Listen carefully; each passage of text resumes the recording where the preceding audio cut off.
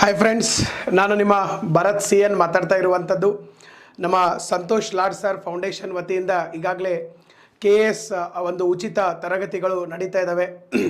ಫಸ್ಟಿಗೆ ಶುರುವಾದಾಗ ನಾನು ಕೆಲವೊಂದು ತರಗತಿಗಳನ್ನು ತೆಗೆದುಕೊಂಡಿದ್ದೆ, ವರ್ಲ್ಡ್ ಜಿಯೋಗ್ರಫಿಯನ್ನು ಮಾಡಿದ್ದೆ. ಆನಂತರ ನನ್ನ ಸಹೋದ್ಯೋಗಿಗಳು ಕ್ಲಾಸನ್ನು ತೆಗೆದುಕೊಳ್ತಾ ಇದ್ದರು.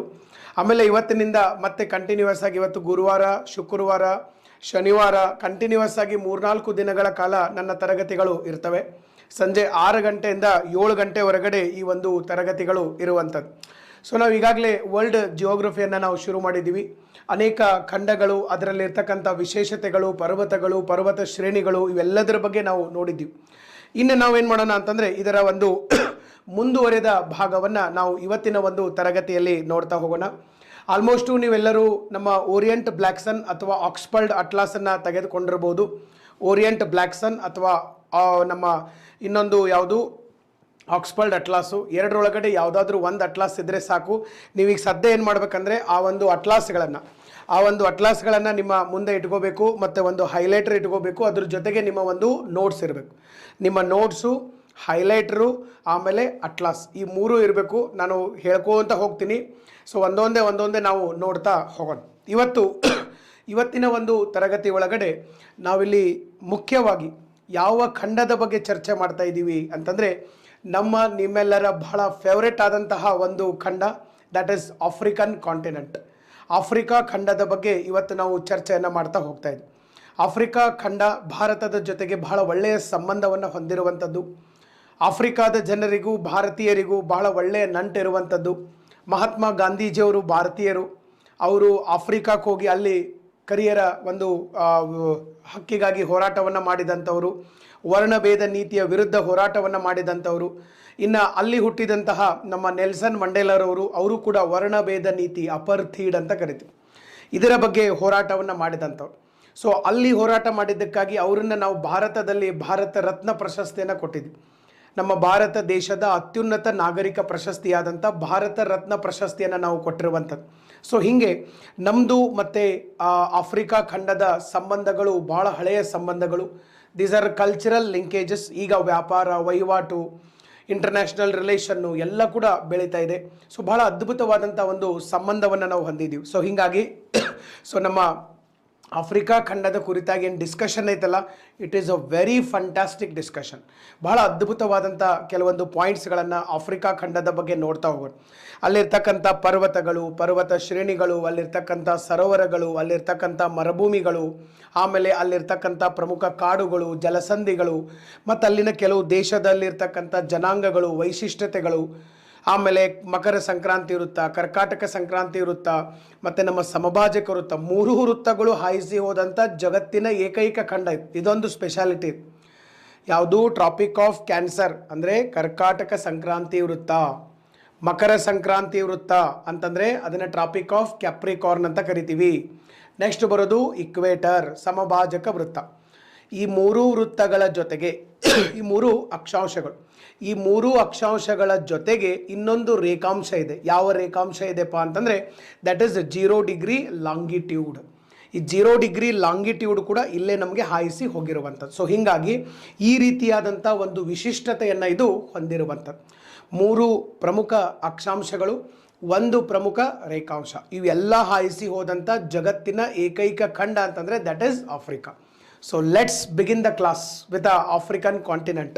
ಬಟ್ ಇದನ್ನು ಹೇಳೋಕ್ಕಿಂತ ಪೂರ್ವದೊಳಗಡೆ ಇಲ್ಲಿ 2 ಪಾಯಿಂಟನ್ನು ಹೇಳಿರ್ತೀನಿ. ಆಫೀಸರ್ಸ್ ಅಡ್ಡ, ನಿಮಗೆ ಪ್ರತಿದಿನ ಪ್ರಚಲಿತ ವಿದ್ಯಮಾನಗಳು, ಯೂಟ್ಯೂಬ್ ವಿಡಿಯೋಸು ಇದು ಕೂಡ ಬರ್ತಾ ಇರ್ತದೆ. ಆಫೀಸರ್ಸ್ ಅಡ್ಡ ಅಂತಲೇ ಒಂದು ನಮ್ಮ ಟೆಲಿಗ್ರಾಮ್ ಚಾನಲ್ ಕೂಡ ಇರುವಂಥದ್ದು. ಆಲ್ಮೋಸ್ಟ್ ನೀವು ಎಲ್ಲರೂ ಜಾಯಿನ್ ಆಗಿರ್ಬೋದು. ಆಫೀಸರ್ಸ್ ಅಡ್ಡ ಅಂಥೇಳಿ ನೀವು ಸರ್ಚ್ ಮಾಡಿದರೆ ಟೆಲಿಗ್ರಾಮ್ ಆ್ಯಪ್ ಒಳಗಡೆ ನಿಮಗೆ ಸಿಗೋದು. ಅದರದ್ದು ಲಿಂಕ್ ಕೂಡ ಇಲ್ಲಿದೆ. ಆಫೀಸರ್ಸ್ ಅಡ್ಡ _1 ಅಂತ ಇದೆ. ಸೊ ಎಲ್ಲ ಸ್ಪರ್ಧಾತ್ಮಕ ಪರೀಕ್ಷೆಗಳಿಗೆ ಸಾಕಷ್ಟು ಮಾಹಿತಿಗಳು ಸಿಗ್ತವೆ. ಇದರೊಳಗಡೆ ಈಗಾಗಲೇ ಸುಮಾರು 91,000 ಜನ ವಿದ್ಯಾರ್ಥಿಗಳಿರೋದ್ರಿಂದ ತಾವು ಕೂಡ ಅದರೊಳಗಡೆ ಪಾಲ್ಗೊಂಡು ಸಾಕಷ್ಟು ಅದರ ಒಂದು ಬೆನಿಫಿಟನ್ನು ತಾವು ತೆಗೆದುಕೊಳ್ಳೋಕ್ಕೆ ಸಾಧ್ಯ ಆಗಿರಬೇಕು. ಇದರ ಜೊತೆಗೆ ನಮ್ಮ ಯೂಟ್ಯೂಬ್ ಚಾನಲ್ ಕೂಡ ಇದೆ.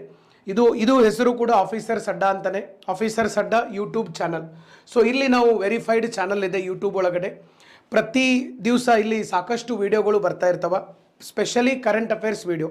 ಒಂದು ದಿವಸ ಬಿಟ್ಟು ಇನ್ನೊಂದು ದಿವಸ ಕರೆಂಟ್ ಅಫೇರ್ಸ್ ವಿಡಿಯೋಗಳು ಬರ್ತವೆ. ಸೊ ಕರೆಂಟ್ ಅಫೇರ್ಸ್ ವಿಡಿಯೋದಿಂದ ನಿಮಗೆ ಸಾಕಷ್ಟು ಮಾಹಿತಿ ಸಿಗ್ತದೆ. ಈ ಕರೆಂಟ್ ಅಫೇರ್ಸ್ ವಿಡಿಯೋಗಳನ್ನು ನಾವು ಅದರದ್ದು PPT ಸ್ಲೈಡ್ಸ್ ಎಲ್ಲ ಒಂದು ತಿಂಗಳ ಮ್ಯಾಗ್ಝಿನ್ನು, ಒಂದು ವರ್ಷದ ಮ್ಯಾಗ್ಝಿನ್ನು, ಅದನ್ನೆಲ್ಲನೂ ನಾವು ಟೆಲಿಗ್ರಾಮಲ್ಲಿ ಹಾಕಿರ್ತೀವಿ. ವಿಡಿಯೋ ಇಲ್ಲಿರ್ತಾವೆ, ನೋಟ್ಸು ಟೆಲಿಗ್ರಾಮ್ ಒಳಗಡೆ ಇರ್ತದೆ. ಇದರೊಳಗಡೆ ಈಗಾಗಲೇ ಸುಮಾರು 1,30,000 ಜನ ವಿದ್ಯಾರ್ಥಿಗಳಿರುವಂಥದ್ದು. ಸೊ ನಮ್ಮ ಕರ್ನಾಟಕದ 1,30,000 ವಿದ್ಯಾರ್ಥಿಗಳು ಇದರ ಒಂದು ಲಾಭವನ್ನು ಪಡ್ಕೊಳ್ತಾ ಇರುವಂಥದ್ದು. ತಾವು ಕೂಡ ಇದರೊಳಗಡೆ ಜಾಯ್ನ್ ಆಗಿ ಅದರ ಒಂದು ಲಾಭವನ್ನು ಪಡ್ಕೋಬೇಕಂಥೇಳಿ ನಾನು ತಮ್ಮಲ್ಲಿ ಕೇಳ್ಕೊತಾ ಇದ್ದೀನಿ. ಇದ್ರ ಜೊತೆಗೆ ಸ್ಟ್ರಾಟಜಿ ವಿಡಿಯೋಗಳಿದು. ಸ್ಟ್ರಾಟಜಿ ಅಂದರೆ ನೀವು ಟೈಮ್ ಟೇಬಲ್ ಯಾವ ರೀತಿ ಮಾಡ್ಕೋಬೇಕು, ಯಾವ ರೀತಿ ಓದಬೇಕು, ಯಾವ ರೀತಿ ನೆನ್ಪಿಟ್ಕೋಬೇಕು, ಯಾವ ರೀತಿ ನಾವು ಫೇಲ್ಯೂರನ್ನು ಎದುರಿಸಬೇಕು, ಯಾವ ರೀತಿ ನಾವು ಕೋಚಿಂಗ್ ಇಲ್ಲದೇನೇ ಹೆಂಗೆ ನಾವು ಪಾಸ್ ಆಗಬೇಕು ಎಕ್ಸಾಮ್ಗಳನ್ನು, ಎಲ್ಲ ವಿಡಿಯೋಗಳು ಇದರೊಳಗಡೆ ಇದಾವೆ. ಅದರ ಒಂದು ಇದನ್ನು ಉಪಯೋಗ ನೀವು ತಗೊಳಕ್ಕೆ ಸಾಧ್ಯ ಆಗಿರ್ಬೇಕು. So let's start with African continent. ಇಲ್ಲಿ ನಾವು ಆಫ್ರಿಕಾ ಖಂಡದ ಬಗ್ಗೆ ನೋಡ್ತಾ ಹೋಗೋಣ. ಮೊದಲಿಗೆ ಹೇಳ್ಬೇಕಂತಂದರೆ ನಿಮ್ಮ ಮ್ಯಾಪ್ ಒಳಗಡೆ ನಿಮ್ಮ ಏನು ಮ್ಯಾಪ್ ಇದೆ, ಈಗ ಓರಿಯೆಂಟ್ ಬ್ಲ್ಯಾಕ್ ಸನ್ ಇರ್ಬೋದು ಅಥವಾ ಅಟ್ಲಾಸ್ ಇರ್ಬೋದು, ಸೊ ಆಕ್ಸ್ಫರ್ಡ್ ಅಟ್ಲಾಸ್ ಇರ್ಬೋದು, ಇವೆರಡೂದ್ರೊಳಗಡೆ ಕೊನೆಯ ಪುಟಗಳಲ್ಲಿ ನಿಮಗೆ ದೇಶಗಳ ಮ್ಯಾಪ್, ದೇಶಗಳ ಫ್ಲ್ಯಾಗ್ ಕೊಟ್ಟಿದ್ದಾರೆ. ಈ ಖಂಡ ಆಫ್ರಿಕಾ ಖಂಡ ಅಂತ ಹಾಕಿ ಅಲ್ಲಿ ಎಲ್ಲ ದೇಶಗಳ ಒಂದು ಫ್ಲ್ಯಾಗನ್ನು ಕೊಟ್ಕೊಂತ ಹೋಗಿದ್ದಾರೆ. ಅಂದರೆ ಆಫ್ರಿಕಾ ಖಂಡದಲ್ಲಿ ಎಷ್ಟು ದೇಶಗಳಿದಾವೆ, ಅದರ ಜನಸಂಖ್ಯೆ ಯಾವುದು, ಅವ್ರ ರಾಷ್ಟ್ರ ಭಾಷೆ ಯಾವುದು, ಇದನ್ನೆಲ್ಲ ಕರೆನ್ಸಿ ಯಾವುದು ಕೊಟ್ಕೊಂತ ಹೋಗಿದ್ದಾರೆ. ಅಲ್ಲಿ ನೀವು ಹೋಗಿ ಆಫ್ರಿಕಾ ಖಂಡವನ್ನು ನೋಡಿದರೆ ನಿಮಗೆ ಟೋಟಲ್ ಆಗಿ 54 ದೇಶಗಳು ಕಂಡು ಬರುವಂಥದ್ದು. ಟೋಟಲ್ ಕಂಡು ಬರ್ತವೆ. Totally there are 54 countries are located in African continent. 54 ದೇಶಗಳಿದು. But ಒಂದು ವಿಚಾರ ನೀವು ನೆನ್ಪಿಟ್ಕೋಬೇಕು. ಓಕೆ, ಸೊ ಕೇಳೋಕ್ಕೆ ಭಾಳ ಕುತೂಹಲವಾದಂಥ ಒಂದು ವಿಚಾರ ಏನಪ್ಪ ಅಂತಂದರೆ 54 ದೇಶಗಳು ಸೇರಿಸಿ ಇಡೀ ಆಫ್ರಿಕಾ ಖಂಡ ಆಗಿದೆ. ಇಡೀ ಆಫ್ರಿಕಾ ಖಂಡದ ಜನಸಂಖ್ಯೆ ಎಷ್ಟೈತಪ್ಪ ಅಂತಂದರೆ 130 ಕೋಟಿ ಇದೆ. ಇಡೀ ಆಫ್ರಿಕಾ ಖಂಡದ ಜನಸಂಖ್ಯೆ 130 ಕೋಟಿ ಇದೆ. ಇಡೀ ಆಫ್ರಿಕಾ ಖಂಡದ ಜನಸಂಖ್ಯೆ. ಬಟ್ ಭಾರತ ದೇಶ ಒಂದೇ ದೇಶ ಸರ್, ನಮ್ಮ ಇಂಡಿಯಾ ಭಾರತ ದೇಶ ಒಂದೇ ದೇಶದ ಜನಸಂಖ್ಯೆ ನಮ್ಮದು 136 ಕೋಟಿ ಇರುವಂಥದ್ದು, 136 crore. ನಮ್ಮದು ಒಂದು ದೇಶ, ಅವ್ರದ್ದು 54 ದೇಶಗಳಿರುವಂಥ ಒಂದು ಖಂಡ. ಅಂದರೆ ಭಾರತ ದೇಶದ ಜನಸಂಖ್ಯೆಗಿಂತನೂ ಇನ್ನೂ 6 ಕೋಟಿ ಕಡಿಮೆ ಇದೆ. ಎದರದು ಜನಸಂಖ್ಯೆ? ಆಫ್ರಿಕಾ ಖಂಡದ ಜನಸಂಖ್ಯೆ. 54 ದೇಶಗಳಲ್ಲಿ ಟೋಟಲ್ ಆಗಿ ನಮಗೆ ಇರುವಂಥದ್ದು. ಸೊ ಇದು ಪಾಪ್ಯುಲೇಷನ್ ನಮ್ಮಲ್ಲಿ ಬಹಳಷ್ಟು ಇರೋದಕ್ಕೆ ಇದೊಂದು ಎಕ್ಸಾಂಪಲ್. ಓಕೆ, ಇನ್ನು ನೆಕ್ಸ್ಟು ಆಫ್ರಿಕಾ ಖಂಡ ಅಂದ ತಕ್ಷಣ ಭಾಳ ಜನ ಏನು ಹೇಳ್ತಾರೆ, ಇದು ಹಿಂದುಳಿದ ಖಂಡ, ಕಗ್ಗತ್ತಲೆಯ ಖಂಡ, ಬ್ಲ್ಯಾಕ್ ಕಾಂಟಿನೆಂಟ್, ಈ ಥರ ಎಲ್ಲ ಹೇಳ್ಕೊತ ಹೋಗ್ತಾರೆ. ಬ್ಲ್ಯಾಕ್ ಕಾಂಟಿನೆಂಟ್ ಅಂತ ಹೇಳೋದು, ಕಗ್ಗತ್ತಲೆಯ ಖಂಡ ಅಂತ ಹೇಳೋದು, ಇಂಥವೆಲ್ಲ ಹೇಳ್ಕೊತ ಹೋಗ್ತಾರೆ. ಯಾಕಪ್ಪ ಅಂತಂದರೆ ಈ 54 ದೇಶಗಳಲ್ಲಿ ಬಹುತೇಕ ದೇಶಗಳು ಏನಿದಾವೆ ಅಂತಂದರೆ ಹಿಂದುಳಿದ ದೇಶಗಳು. ಬಹುತೇಕ ದೇಶಗಳು ಸರ್ ಹಿಂದುಳಿದ ದೇಶಗಳಿದಾವೆ. ಕೆಲವು ಅಭಿವೃದ್ಧಿ ಹೊಂದುತ್ತಿರುವ ರಾಷ್ಟ್ರಗಳದಾವೆ ಇದರೊಳಗಡೆ, ಇಲ್ಲದ ಉಗಾಂಡ, ಕೀನ್ಯಾ, ರವಾಂಡ, ತಾಂಜೇನಿಯಾ, ಇಂಥವೆಲ್ಲ. ಇದನ್ನು ಬಿಟ್ಟರೆ ಬಹುತೇಕ ದೇಶಗಳು ಹಿಂದುಳಿದ ದೇಶಗಳು, ಸ್ವಲ್ಪ ಅಭಿವೃದ್ಧಿ ಹೊಂದಿದ ದೇಶಗಳು, ಅಭಿವೃದ್ಧಿ ಹೊಂದುತ್ತಿರುವ ದೇಶಗಳು ಇರುವಂಥದ್ದು. ಸೊ ಇಲ್ಲಿ ನಾವು ಒಂದೊಂದೇ ನೋಡ್ಕೊಂಡು ತಗೊಂಡು, ಸೊ ಈಗ ಆಫ್ರಿಕಾ ಅಂದ ತಕ್ಷಣ ನಮಗೆ ಫಸ್ಟಿಗೆ ನೆನಪಿಗೆ ಬರೋದು ಯಾವುದು? ಆಫ್ರಿಕಾ ಅಂದ ತಕ್ಷಣ ನಮಗೆ ಫಸ್ಟಿಗೆ ನೆನಪು ಬರೋದು ಯಾವುದಪ್ಪ ಅಂತಂದರೆ ಮರುಭೂಮಿಗಳು. ಒಂದೊಂದೇ ನಾವು ನೋಡ್ಕೊಂಡು ತಗೊಂಡು ಸರ್, ಮರುಭೂಮಿಗಳು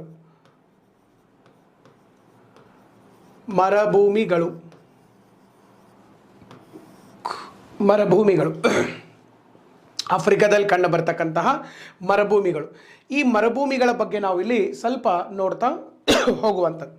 ಇಲ್ಲಿ ನೋಡ್ರಿ ಸರ್, ಆಫ್ರಿಕಾ ಖಂಡದೊಳಗಡೆ ಫಸ್ಟ್ ಮರುಭೂಮಿ ಅಂದ ತಕ್ಷಣ, ಆಫ್ರಿಕಾ ಖಂಡ ಅಲ್ಲ, ಇಡೀ ಜಗತ್ತಿನಾಗ ನಾವು ಮರುಭೂಮಿ ಅಂದ್ರೆ ಫಸ್ಟ್ ನೆನಪಿಗೆ ಬರೋದನ್ನ ಯಾವುದಪ್ಪ ಅಂತಂದರೆ ಸಹರಾ ಮರುಭೂಮಿ, ಸಹರನ್ ಡೆಸರ್ಟ್ ಅಂತ ಕರಿತೀವಿ. ಸಹರಾ ಮರುಭೂಮಿ, ಸಹರಾ ಡೆಸರ್ಟ್. ಓಕೆ, ಸೊ ಇದು ಇಡೀ ಜಗತ್ತಿನ ಅತಿ ದೊಡ್ಡ ಉಷ್ಣ ಮರುಭೂಮಿ, largest hot desert of the world. ಜಗತ್ತಿನ ಅತಿ ದೊಡ್ಡ ಉಷ್ಣ ಮರುಭೂಮಿ ಅಂತಂದರೆ ಸಹರಾ ಮರುಭೂಮಿ. ಸುಮಾರು 12 ದೇಶಗಳಲ್ಲಿ ವಿಸ್ತಾರಗೊಂಡಂತಹ ಮರುಭೂಮಿ ಯಾವುದು? ಸಹರಾ ಮರುಭೂಮಿ. ಜಗತ್ತಿನ ಅತಿ ದೊಡ್ಡ ಉಷ್ಣ ಮರುಭೂಮಿ. ಇನ್ನೊಂದು ನೆನಪಿಟ್ಕೋಬೇಕು, ಮರುಭೂಮಿಗಳಲ್ಲಿ ನಮಗೆ 2 ರೀತಿಯಾದಂಥ ಮರುಭೂಮಿಗಳು ಬರ್ತವೆ. ಒಂದು ಉಷ್ಣ ಮರುಭೂಮಿ, ಇನ್ನೊಂದು ಶೀತ ಮರುಭೂಮಿ. ಉಷ್ಣ ಮರುಭೂಮಿ, ಇನ್ನೊಂದು ಶೀತ ಮರುಭೂಮಿ. ಉಷ್ಣ ಮರುಭೂಮಿ ಒಳಗಡೆ ಇದು ಬರ್ತದೆ. ಬಟ್ ಜಗತ್ತಿನ ಅತಿ ದೊಡ್ಡ ಮರುಭೂಮಿ ಅಂತ ಕೇಳಿದರೆ ಶೀತ ಮರುಭೂಮಿಗಳು ದೊಡ್ಡ ಅದಾವೆ. ಫಸ್ಟ್ ಯಾವ್ದು ಬರ್ತೈತಿ? ಅಂಟಾರ್ಕ್ಟಿಕಾ ಬರ್ತೈತಿ. ಅಂಟಾರ್ಟಿಕಾ ಎಲ್ಲಿ ಬರ್ತದೆ ಗೊತ್ತೈತಲ್ಲ ನಿಮಗೆ? ಭೂಮಿ ಮೇಲೆ ದಕ್ಷಿಣಾರ್ಧಗೋಳದಲ್ಲಿ, ದಕ್ಷಿಣ ಧ್ರುವದಲ್ಲಿ ಬರುವಂಥದ್ದು. ಓಕೆ, ಸೊ ಮೊದಲು ಅಂಟಾರ್ಟಿಕಾ ಬರ್ತದೆ, ಅದಾದಮೇಲೆ ಆರ್ಕ್ಟಿಕ್ ಬರ್ತದೆ.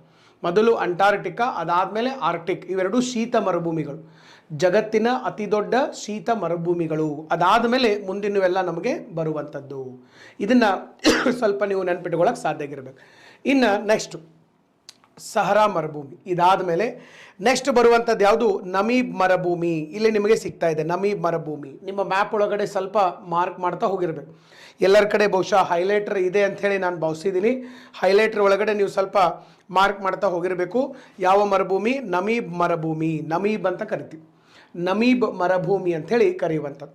ಸೊ ಈ ನಮೀಬ್ ಮರುಭೂಮಿ, ಸೊ ಇಲ್ಲಿ ನಮೀಬ್ ಮರುಭೂಮಿ ನಮೀಬಿಯಾ ದೇಶದಲ್ಲಿ ಇರುವಂಥದ್ದು. ನಮ್ಮ ಇಡೀ ಆಫ್ರಿಕಾ ಖಂಡದ ದಕ್ಷಿಣ ಭಾಗದಲ್ಲಿರ್ತಕ್ಕಂಥ ಒಂದು ದೇಶ. ಯಾವ ದೇಶ? ನಮೀಬಿಯಾ ದೇಶ. ಈ ನಮೀಬಿಯಾ ದೇಶದೊಳಗಡೆ ಈ ಒಂದು ಮರುಭೂಮಿ ಇಲ್ಲಿ ನಮಗೆ ಇರುವಂಥದ್ದು. ಇದು ಒಂದು. ನೆಕ್ಸ್ಟು ಇದಾದಮೇಲೆ ವೆರಿ ವೆರಿ ಇಂಪಾರ್ಟೆಂಟ್ ಡೆಸರ್ಟ್ ಇಲ್ಲಿ ನಮಗೆ ಬರ್ತದೆ. ಕಲಹರಿ ಮರುಭೂಮಿ ಅಂತ ಸಿಗ್ತಾ ಇದೆ. ಕಲಹರಿ ಮರುಭೂಮಿ, ಕಲಹರಿ ಡೆಸರ್ಟ್. ಯಾವ ಮರುಭೂಮಿ ಇದು? ಕಲಹರಿ ಮರುಭೂಮಿ ಅಂಥೇಳಿ ನಾವು ಕರೆಯುವಂಥದ್ದು, ಕಲಹರಿ ಡೆಸರ್ಟ್. ಇಲ್ಲಿ ಸ್ವಲ್ಪ ಕಲಹರಿ ಮರುಭೂಮಿಯನ್ನು ಮಾರ್ಕ್ ಮಾಡಬೇಕು. ಯಾಕಂತಂದರೆ ಸರ್ ಬಹಳ ಇಂಪಾರ್ಟೆಂಟ್ ಆದಂಥ ಡೆಸರ್ಟ್ ಇದು. ಇಡೀ ನಮ್ಮ ಆಫ್ರಿಕಾ ಖಂಡದೊಳಗಡೆ ಅತಿ ದೊಡ್ಡ ಮರುಭೂಮಿ ಅಂತಂದರೆ ಸಹರಾ ಮರುಭೂಮಿ. ಸಹರಾ ಆದ ಕೂಡ ನೆಕ್ಸ್ಟ್ ಎರಡನೇ ಅತಿ ದೊಡ್ಡದನೇ ಯಾವುದು? ಕಲಹರಿ ಮರುಭೂಮಿ. ಸ್ವಲ್ಪ ನೀವು ಅಲ್ಲಿ ನೋಡಬೇಕು. ಈ ಕಲಹರಿ ಮರುಭೂಮಿ ಏನೈತಲ್ಲ, ಇದೇ ಕಲಹರಿ ಮರುಭೂಮಿ ನೀವು ಆ ಕಡೆ ಪೊಲಿಟಿಕಲ್ ಮ್ಯಾಪಲ್ಲಿ ಹೋಗ್ಬೇಕು. ಇದೇ ಕಲಹರಿ ಮರುಭೂಮಿ ಆ ಕಡೆಗೆ ಪೊಲಿಟಿಕಲ್ ಮ್ಯಾಪಲ್ಲಿ ಹೋದರೆ ಎಷ್ಟು ದೇಶಗಳಲ್ಲಿ ವಿಸ್ತಾರಗೊಂಡಿದೆ ಅನ್ನೋದು ಗೊತ್ತಾಗ್ತದೆ. In how many countries the Kalahari desert is located. ಎಷ್ಟು ದೇಶಗಳಲ್ಲಿ ಅದು ವಿಸ್ತಾರಗೊಂಡಿದೆ ಅಂತಂದರೆ 3 ದೇಶಗಳಲ್ಲಿ ವಿಸ್ತಾರಗೊಂಡಿದೆ. ಟೋಟಲ್ ಕಲಹರಿ ಡೆಸರ್ಟ್ ನಮಗೆ 3 ದೇಶಗಳಲ್ಲಿ ವಿಸ್ತಾರಗೊಂಡಿರುವಂತಹ ಒಂದು ಮರುಭೂಮಿ. ಯಾವ್ಯಾವ ದೇಶಗಳು? ನಮೀಬಿಯಾ, ಅಲ್ಲಿ ನೀವು ನೋಡೋಕ್ಕೆ ಸಾಧ್ಯ ಆಗಿರಬೇಕು, ನಮೀಬಿಯಾ. ಆಮೇಲೆ next south Africa, Namibia, south Africa, Namibia, south Africa ನೀವು ನೋಡೋಕ್ಕೆ ಸಾಧ್ಯ ಆಗಿರ್ಬೇಕು. ಕಲಹರಿ ಮರುಭೂಮಿ, ನಮೀಬಿಯಾ, ಸೌತ್ ಆಫ್ರಿಕಾ. ಇನ್ನೊಂದು ದೇಶ ಇದೆ, ದಟ್ ಈಸ್ ಬೋಟ್ಸ್ವಾನಾ ಅಂತ ಒಂದು ದೇಶ ಇದೆ. ಬೋಟ್ಸ್ವಾನಾ, ಸೌತ್ ಆಫ್ರಿಕಾ ಮತ್ತು ನಮೀಬಿಯಾ. ಈ 3 ದೇಶಗಳ ನಡುವೆ, ಈ 3 ದೇಶಗಳ ಗಡಿ ಭಾಗದಲ್ಲಿ ಈ ಒಂದು ಮರುಭೂಮಿ ವಿಸ್ತಾರಗೊಂಡಿರುವಂಥದ್ದು. ಭಾಳ ಸರಿ ಕ್ವಶನ್ ಕೇಳಿದಾನೆ ಇದನ್ನು. KS ಅಲ್ಲೂ ಕ್ವಶನ್ ಕೇಳಿದಾನ, ಆಮೇಲೆ ಒಂದು ಸರಿ PSIದಾಗೂ ಕೇಳಿದಾನ. ಭಾಳ ಸರಿ ಕ್ವಶನ್ ಆಗಿದೆ. Very very important question. Kalahari ಮರುಭೂಮಿ ಟೋಟಲ್ ಆಗಿ ನಮಗೆ 3 ದೇಶಗಳ ನಡುವೆ ವಿಸ್ತಾರಗೊಂಡಿದೆ. ನಮೀಬಿಯಾ, ಕಲಹರಿ ಮತ್ತು ಇನ್ನೊಂದು ಬೋಟ್ಸ್ವಾನಾ. 3 ದೇಶಗಳ ಗಡಿ ಭಾಗದಲ್ಲಿ ಇರ್ತಕ್ಕಂತಹ ಒಂದು ಮರುಭೂಮಿ, ಕಲಹರಿ ಮರುಭೂಮಿ. Okay, very important. ನೆಕ್ಸ್ಟ್ ಇದಾದ ಮೇಲೆ ನೆಕ್ಸ್ಟ್ ಬರುವಂಥ ಮರುಭೂಮಿ ಯಾವುದಪ್ಪ ಅಂತಂದ್ರೆ ನುಬಿಯನ್ ಮರುಭೂಮಿ ಅಂಥೇಳಿ ಕರಿತೀವಿ. ನುಬಿಯನ್ ಮರುಭೂಮಿ, ನುಬಿಯನ್ ಮರುಭೂಮಿ ಅಂತ ಬರ್ತದೆ. ಇದು 4ನೇ ಪ್ರಮುಖ ಮರುಭೂಮಿ ಆಫ್ರಿಕಾ ಖಂಡದ್ದು. ಇದರ ಜೊತೆಗೆ 5ನೇ ಪ್ರಮುಖ ಮರುಭೂಮಿ ಬರುವಂಥದ್ದು ಲಿಬಿಯನ್ ಡೆಸರ್ಟ್. ಸಹರಾ ಡೆಸರ್ಟಿಂದ ಸ್ವಲ್ಪ ಮೇಲ್ಗಡೆಗೆ ಬರ್ತದೆ. ನಮ್ಮ ಲಿಬಿಯನ್ ಮರುಭೂಮಿ ಅಂಥೇಳಿ ಕರಿತೀವಿ ನಾವು. ಲಿಬಿಯನ್ ಮರುಭೂಮಿ, ಲಿಬಿಯಾದ ಮರುಭೂಮಿ ಅಂತ ಕರಿತೀವಿ. ಸೊ ಈ ಲಿಬಿಯನ್ ಮರುಭೂಮಿ ಏನೈತಲ್ಲ, ಲಿಬಿಯನ್ ಮರುಭೂಮಿ ನಮಗೆ ಹೆಚ್ಚು ಕಡಿಮೆ ಸರ್ ಇದು ಲಿಬಿಯಾ ದೇಶದಲ್ಲಿ ಬರುತ್ತೆ. ಲಿಬಿಯಾ ದೇಶ ಗೊತ್ತಿರಬೇಕು. ಲಿಬಿಯಾ ದೇಶ, Gaddafi, Mohammed Gaddafi. Okay, so ಅವ್ರದ್ದು ರಾಜಧಾನಿ ಟ್ರೈಪೋಲಿ. ಸ್ವಲ್ಪ ನ್ಯೂಸ್ನಾಗ ಇರ್ತಾವೆ, ಅವನ್ನ ಸ್ವಲ್ಪ ನೀವು ನೆನ್ಪಿಟ್ಕೊಳ್ಳೋಕೆ ಸಾಧ್ಯ ಆಗಿರ್ಬೇಕು. ಓಕೆ, ಸೊ ಇವೆಲ್ಲ ಬರುವಂಥದ್ದು. ಟೋಟಲಿ ನಮ್ಮ ಆಫ್ರಿಕಾ ಖಂಡದಲ್ಲಿ ಎಷ್ಟು ಮರುಭೂಮಿಗಳಿದ್ದಾವೆ? ಆಫ್ರಿಕಾ ಖಂಡದೊಳಗಡೆ ಟೋಟಲ್ ಆಗಿ ನಮಗೆ 5 ಮರುಭೂಮಿಗಳು ಇರುವಂಥದ್ದು. ಟೋಟಲ್ ಆಗಿ ನಮಗೆ ಆಫ್ರಿಕಾ ಖಂಡದೊಳಗಡೆ 5 ಮರುಭೂಮಿಗಳು ಇರುವಂಥದ್ದು. ಯಾವ್ಯಾವ ಮರುಭೂಮಿಗಳು ನೋಡ್ರಿ? ಸಹರಾ ಮರುಭೂಮಿ, ಎರಡನೇದ್ದು ನಮೀಬ್ ಮರುಭೂಮಿ, ನೆಕ್ಸ್ಟು ಕಲಹರಿ ಮರುಭೂಮಿ, ಆಮೇಲೆ ನೆಕ್ಸ್ಟು ನುಬಿಯನ್ ಮರುಭೂಮಿ, ಆಮೇಲೆ ಲಿಬಿಯನ್ ಮರುಭೂಮಿ. 5 ಮರುಭೂಮಿಗಳು. So please remember this. Okay, very very important, ಭಾಳ ಇಂಪಾರ್ಟೆಂಟ್ ಆಗಿರುವಂಥದ್ದು. ಒಂದು ಕಡೆ ನೀವು ಇದನ್ನು ನೆನಪಿನಲ್ಲಿ ಇಟ್ಕೊಂಡಿರೋಕ್ಕೆ ಸಾಧ್ಯ ಆಗಿರಬೇಕು. ಓಕೆ,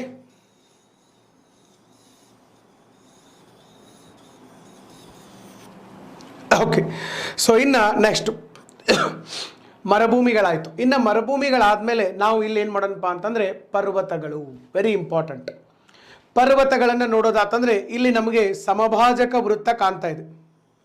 ಸಮಭಾಜಕ ವೃತ್ತ, 0 ಡಿಗ್ರಿ ಇಕ್ವೇಟರ್. ಸಮಭಾಜಕ ವೃತ್ತ.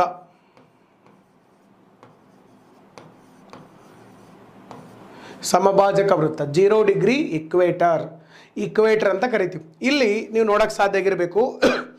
ಈ ಇಕ್ವೇಟರ್ ಮೇಲೆ ನೀವೇನು ಮಾಡ್ಬೇಕಪ್ಪ ಅಂತಂದ್ರೆ ಒಂದು ಸರಿ ಹೈಲೈಟ್ರಲ್ಲೇ ಮಾರ್ಕ್ ಮಾಡಿಬಿಡ್ರಿ. ಹೈಲೈಟ್ರಲ್ಲೇ ಇಕ್ವೇಟರ್ ಮೇಲೆ ಒಂದು ಸರಿ ಹಿಂಗೆ ಮಾರ್ಕ್ ಮಾಡಿಬಿಡ್ರಿ. ಹೈಲೈಟ್ರಲ್ಲೇ ಇಕ್ವೇಟರ್ ಮೇಲೆ ಮಾರ್ಕ್ ಮಾಡಿರಿ.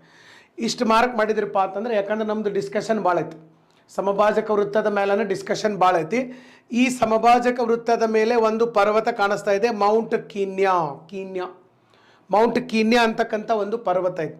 ಅದಕ್ಕೆ ಹೆಸರು ಯಾಕೆ ಮೌಂಟ್ ಕೀನ್ಯಾ ಇಟ್ಟಾರಪ್ಪ ಅಂತಂದರೆ, ಅದು ಕೀನ್ಯಾ ದೇಶದಲ್ಲೇ ಐತೆ, ಅದಕ್ಕೆ ಮೌಂಟ್ ಕೀನ್ಯಾ ಅಂತಲೇ ಹೆಸರಿಟ್ಟಿದ್ದಾರೆ. ಕೀನ್ಯಾ ಪರ್ವತಕ್ಕೆ ಕೀನ್ಯಾ ಪರ್ವತ ಅಂತ ಕರೆಯೋಕ್ಕೆ ಕಾರಣ ಅದು ಕೀನ್ಯಾ ದೇಶದಲ್ಲಿ ಇರುವಂಥದ್ದು, ಮೌಂಟ್ ಕೀನ್ಯಾ ಅಂಥೇಳಿ ನಾವು ಕರೆಯುವಂಥದ್ದು. ಈಗ ಇಲ್ಲಿ ನೋಡಿ ಸರ್, ಇದು ಮೌಂಟ್ ಕೀನ್ಯಾ, ಇದು ಆಫ್ರಿಕಾ ಖಂಡದ 2ನೇ ಅತಿ ಎತ್ತರದ ಪರ್ವತ. ಆಫ್ರಿಕಾ ಖಂಡದ 2ನೇ ಅತಿ ಎತ್ತರದ ಪರ್ವತ, second highest mountain of African continent. Second highest mountain of African continent Kenya. Next ಇನ್ನೊಂದು ಪರ್ವತ ಇದೆ, ಭಾರಿ ಫೇಮಸ್ ಐತೆ, ನೀವೆಲ್ಲರೂ ನೋಡಿದ್ದೀರಿ ಅದನ್ನು. ಯಾವುದಪ್ಪ ಅಂತಂದ್ರೆ ಕೆಳಗಡೆ ಕಾಣಿಸ್ತಾ ಇದೆ, ಕಿಲಿಮಂಜಾರೋ. ಮೌಂಟ್ ಕಿಲಿಮಂಜಾರೋ ಭಾಳಷ್ಟು ಸರಿ ಫೇಮಸ್ ಮೌಂಟೇನ್ ಇದೆ, ನ್ಯೂಸ್ನಾಗ ಇರ್ತದೆ. ಮೌಂಟ್ ಕಿಲಿಮಂಜಾರೋ ಇದೇನೈತಲ್ಲ 5895 ಮೀಟರ್ ಹೈಟಲ್ಲಿ ಇರುವಂಥದ್ದು. This is the highest mountain of African continent. Highest ಇದು, this is the highest mountain of African continent. Africa ಖಂಡದ ಅತಿ ಎತ್ತರದ ಪರ್ವತ ಯಾವುದು? ಮೌಂಟ್ ಕಿಲಿಮಂಜಾರೋ ಪರ್ವತ ಯಾವ ದೇಶದಲ್ಲಿದೆ ನೋಡ್ರಿ? ಕಿಲಿಮಂಜಾರೋ ಪರ್ವತ ಯಾವ ದೇಶದಲ್ಲಿದೆ ಇಲ್ಲಿ ನಿಮಗೆ ಗೊತ್ತಾಗಂಗಿಲ್ಲ, ಯಾಕಂದರೆ ದಿಸ್ ಇಸ್ ಫಿಸಿಕಲ್ ಮ್ಯಾಪ್. ನೀವು ಪೊಲಿಟಿಕಲ್ ಮ್ಯಾಪಲ್ಲಿ ನೋಡಿದರೆ ಗೊತ್ತಾಗ್ತದೆ. ಪೊಲಿಟಿಕಲ್ ಮ್ಯಾಪ್ ಒಳಗಡೆ ಕಿಲಿಮಂಜಾರೋ ಅಂತಕ್ಕಂಥ ಪರ್ವತ ಯಾವ ದೇಶದಲ್ಲಿದೆ? ದಟ್ ಇಸ್ ತಾಂಜೇನಿಯಾ ಅಂತಲೂ ಕರಿಬೋದು ಅಥವಾ ತಾಂಜಾನಿಯಾ ಅಂತಲೂ ಕರಿಬೋದು. ತಾಂಜಾನಿಯಾ ದೇಶದಲ್ಲಿರ್ತಕ್ಕಂಥ ಪರ್ವತ. ಸೊ ಆಫ್ರಿಕಾ ಖಂಡದಲ್ಲಿ ಅತ್ಯಂತ ಪ್ರಮುಖವಾದಂಥ 2 ಪರ್ವತಗಳಿದೆ. ಒಂದು ಕೀನ್ಯಾ ಪರ್ವತ, ಇನ್ನೊಂದು ನಮಗೆ ಬರುವಂಥದ್ದು ಯಾವುದು? ಕಿಲಿಮಂಜಾರೋ ಅಂತಕ್ಕಂಥ ಒಂದು ಪರ್ವತ. ಕೀನ್ಯಾ ಪರ್ವತ ಕೀನ್ಯಾ ದೇಶದಲ್ಲಿದೆ. ಕಿಲಿಮಂಜಾರೋ ಪರ್ವತ ತಾಂಜೇನಿಯಾ ಅಥವಾ ತಾಂಜಾನಿಯಾ ದೇಶದಲ್ಲಿ ಇರುವಂಥದ್ದು. ಓಕೆ, ಇನ್ನು ನೆಕ್ಸ್ಟು ಸರಿ, ಇದಾದಮೇಲೆ ಇನ್ನು ನೆಕ್ಸ್ಟ್ ನಮಗಿಲ್ಲಿ ಇನ್ನೂ ಒಂದು ಬರ್ತದೆ. ನೀವು ಮತ್ತೆ ಸಮಭಾಜಕ ವೃತ್ತದ ಮೇಲೇ ಬರಬೇಕು. ಸಮಭಾಜಕ ವೃತ್ತದಲ್ಲಿ ಸರ್ ನಿಮಗೆ ಇನ್ನೊಂದು ಪಾಯಿಂಟ್ ಕಾಣಿಸ್ತದೆ. ಸಮಭಾಜಕ ವೃತ್ತದಲ್ಲಿ ನಿಮಗೆ ಯಾವ ಪಾಯಿಂಟ್ ಕಾಣಿಸ್ತೈತಪ್ಪ ಅಂತಂದರೆ, ವಿಕ್ಟೋರಿಯಾ ಅಂತಕ್ಕಂಥ ಒಂದು ಸರೋವರ ಕಾಣಿಸ್ತಾ ಇದೆ. ವಿಕ್ಟೋರಿಯಾ ಇಲ್ಲಿ ಬರೀತೀನಿ ನೋಡ್ರಿ, ವಿಕ್ಟೋರಿಯಾ ಸರೋವರ.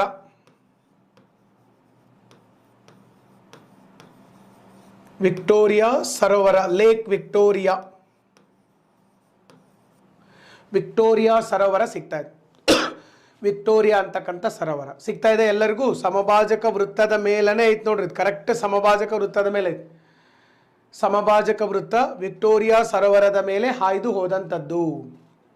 ವಿಕ್ಟೋರಿಯಾ ಸರೋವರ ಸಮಭಾಜಕ ವೃತ್ತದ ಮೇಲೆ ಹಾಯ್ದು ಹೋದಂಥದ್ದು. ಇನ್ನೊಂದು ನಿಮಗಿಲ್ಲಿ ನಾನು ಹೇಳಬೇಕಪ್ಪ ಅಂತಂದರೆ, ಈ ವಿಕ್ಟೋರಿಯಾ ಅಂತಕ್ಕಂಥ ಸರೋವರ ಏನೈತಲ್ಲ, ಇದು ಆಫ್ರಿಕಾ ಖಂಡದ ಅತಿ ದೊಡ್ಡ ಸರೋವರ.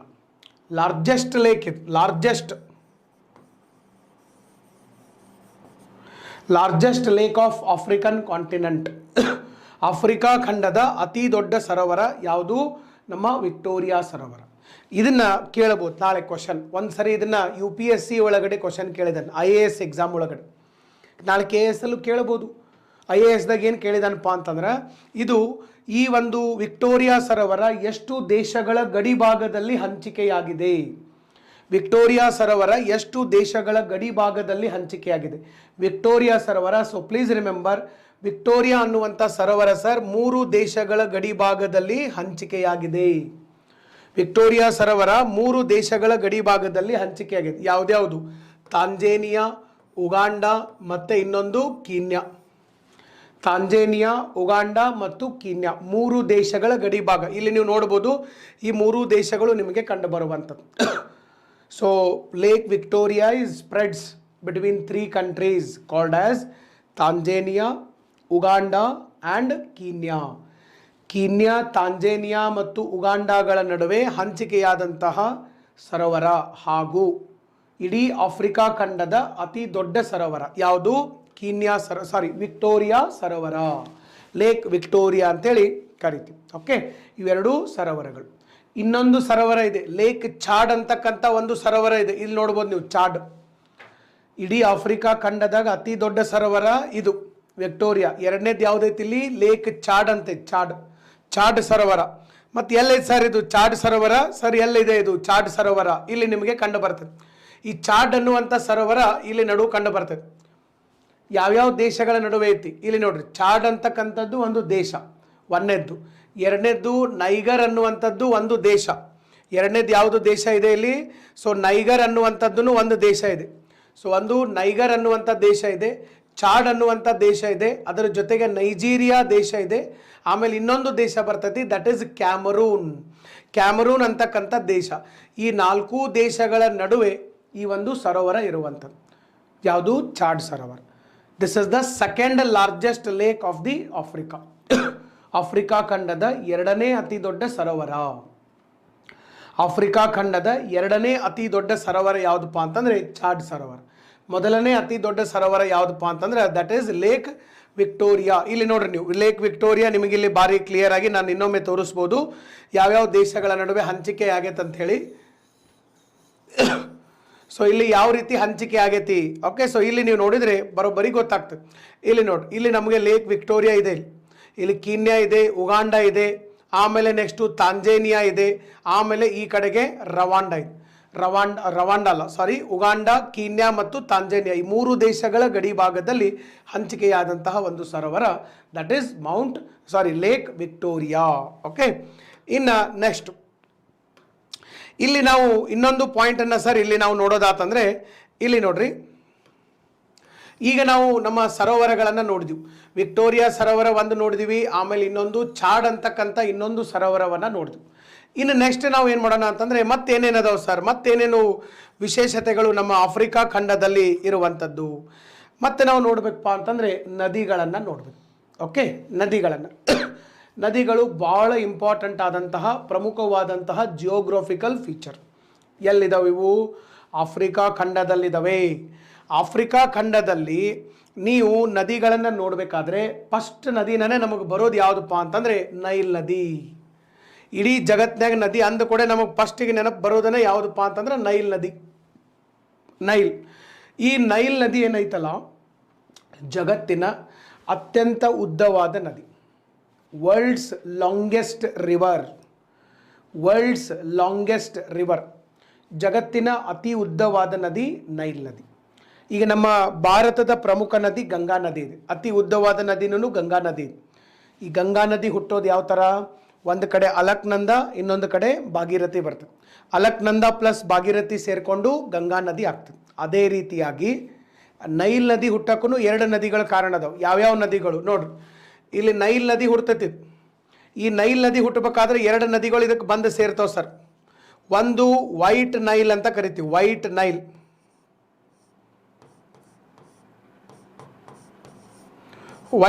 ಅಂತ ಕರಿತೀವಿ. ಇನ್ನೊಂದು ಬ್ಲೂ ನೈಲ್ ಅಂತ ಕರಿತೀವಿ.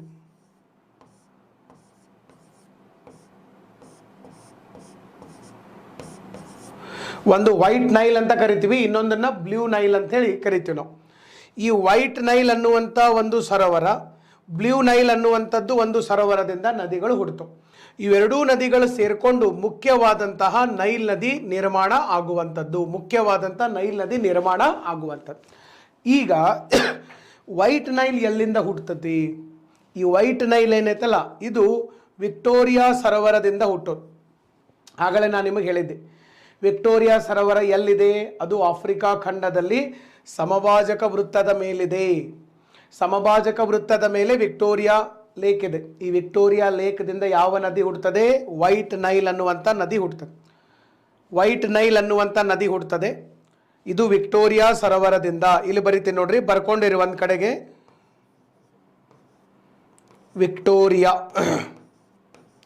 ವಿಕ್ಟೋರಿಯಾ ಸರೋವರ. ಆಮೇಲೆ ಇನ್ನೊಂದು ಬ್ಲೂ ನೈಲ್ ಅನ್ನುವಂಥ ನದಿ, ಇದು ತನಾ ಅನ್ನುವಂಥ ಸರೋವರದಿಂದ ಹುಡ್ತದೆ. ಇಲ್ಲಿ ತನಾ ಸರೋವರ ಇದೆ, ಇಲ್ಲಿ ತನಾ. ಆಮೇಲೆ ಇಲ್ಲಿ ವಿಕ್ಟೋರಿಯಾ ಸರೋವರ ಇದೆ. ಇಲ್ಲಿಂದ ನಮಗೆ ಯಾವುದು ಬ್ಲೂ ನೈಲ್ ಇಲ್ಲಿಂದ ಹುಡ್ತದೆ ತನಾ ಸರೋವರದಿಂದ, ವೈಟ್ ನೈಲು ವಿಕ್ಟೋರಿಯಾ ಸರೋವರದಿಂದ ಹುಡ್ತದೆ. ಇಲ್ಲಿ ನೋಡ್ರಿ ಸರ್, ಬ್ಲೂ ನೈಲ್ ಎಲ್ಲಿಂದ ಹುಡ್ತದಪ್ಪ ಅಂತಂದರೆ ತನಾ ಅನ್ನುವಂತಹ ಸರೋವರದಿಂದ ಹುಟ್ಟುವಂಥದ್ದು. ತನಾ ಅನ್ನುವಂತಹ ಒಂದು ಸರೋವರ, ತನಾ ಸರೋವರದಿಂದ ಬ್ಲೂ ನೈಲ್ ಹುಟ್ಟುತ್ತದೆ. ವೈಟ್ ನೈಲ್ ವಿಕ್ಟೋರಿಯಾ ಸರೋವರದಿಂದ ಇದು ಹುಟ್ಟುವಂಥದ್ದು. ಸೊ ನೈಲ್ ನದಿ ಇಲ್ಲಿ ನಮಗೆ ಮುಖ್ಯವಾಗಿ ಬರ್ತದೆ. ಸೊ ಇಲ್ಲಿ ವಿಕ್ಟೋರಿಯಾದಿಂದ ವೈಟ್ ನೈಲ್, ಬ್ಲೂ ನೈಲ್ ತನಾದಿಂದ ಹುಟ್ಟಿ ಮುಂದೆ ಅದು ಸೇರಿಕೊಂಡು ನೈಲ್ ನದಿ ಆಗುವಂಥದ್ದು. Nile is the longest river of the world. ಜಗತ್ತಿನ ಅತಿ ಉದ್ದವಾದಂತಹ ಒಂದು ನದಿ ಸರ್, ಜಗತ್ತಿನ ಅತಿ ಉದ್ದವಾದಂತಹ ಒಂದು ನದಿ. ಓಕೆ, ನೆಕ್ಸ್ಟ್ ಇಲ್ಲಿ ನೋಡ್ರಿ, ಜಗತ್ತಿನ ಅತಿ ಉದ್ದವಾದಂತಹ ನದಿ ಆಯಿತು. ಇದು ಮುಂದೆ ಈಜಿಪ್ಟ್ ದೇಶದ ಮೂಲಕ ಹರಿತೈತೆ. ವೆರಿ ವೆರಿ ಇಂಪಾರ್ಟೆಂಟ್, ಮೊದಲು ಗುರುತು ಮಾಡ್ರಿ ಈಜಿಪ್ಟ್ ದೇಶ ಎಲ್ಲೈತಿ. ಇಲ್ಲಿ ನೋಡ್ರಿ ಈಜಿಪ್ಟ್. ಯಾಕಂದರೆ ನಾನು ಯಾಕೆ ಮಾರ್ಕ್ ಮಾಡ್ತಾ ಇದ್ದೀನಿ, ಎಷ್ಟೋ ಸಾರಿ ನಾವು ಈಜಿಪ್ಟ್ ಕೇಳಿರ್ತೀವಿ. ಆಫ್ರಿಕಾದಾಗ ಐತಂತೂ ಕೆಲವು ಜನರಿಗೆ ಗೊತ್ತಿರ್ತೈತಿ, ಬಟ್ 99% ಜನರಿಗೆ ಅದು ಎಲ್ಲೈತೆ ಅನ್ನೋ ಗೊತ್ತಿರೋದಿಲ್ಲ. ಸೊ ಅದಕ್ಕಾಗಿ ಈಜಿಪ್ಟ್ ದೇಶ ಇಲ್ಲಿ ಬರ್ತೈತೆ.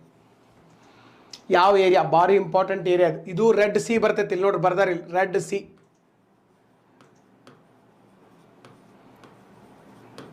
ಕೆಂಪು ಸಮುದ್ರ. ಇದು ಕೆಂಪು ಸಮುದ್ರ. ಮೇಲ್ಗಡೆ ಹೋದ್ರಿ ಇಲ್ಲಿ ನೋಡ್ರಿ ಮೆಡಿಟರೇನಿಯನ್ ಸಮುದ್ರ.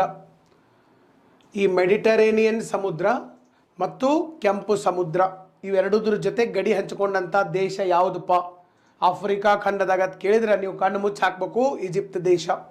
ಬರ್ಬೋದು, ಇಂಥ ಕ್ವಶನ್ನು ಬರ್ಬೋದು. ಈಗೆಲ್ಲ ಹೊಸ ಟೈಪ್ ಕ್ವಶನ್ಗಳನ್ನು ಕೇಳ್ತಾ ಇದ್ದಾರೆ.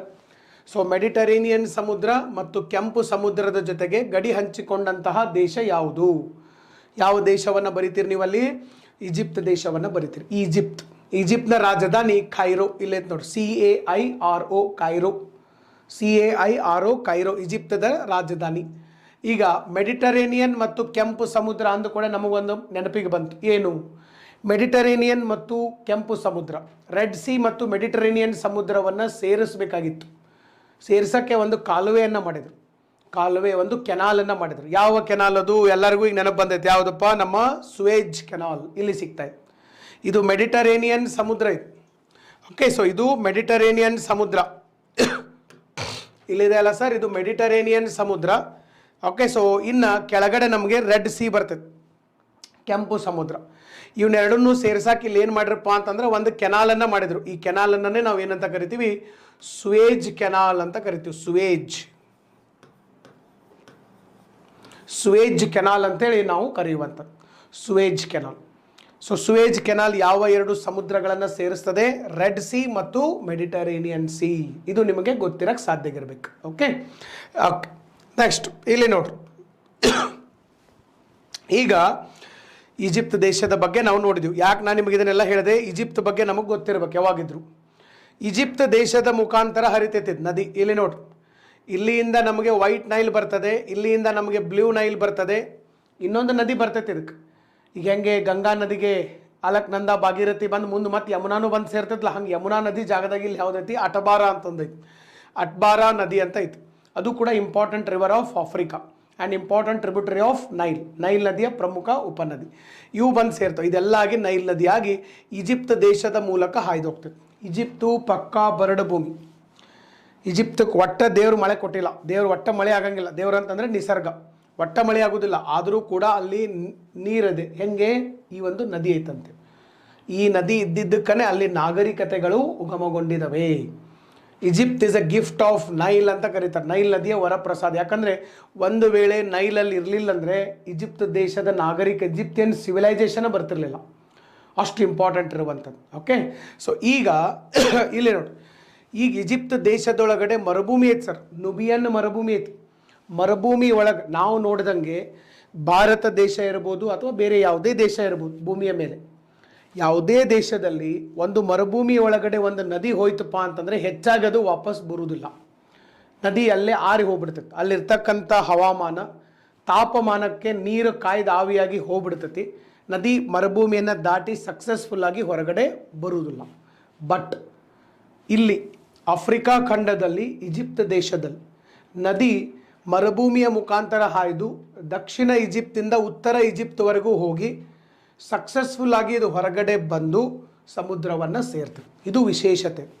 ಯಾವ ಸಮುದ್ರವನ್ನು ಸೇರ್ತದೆ?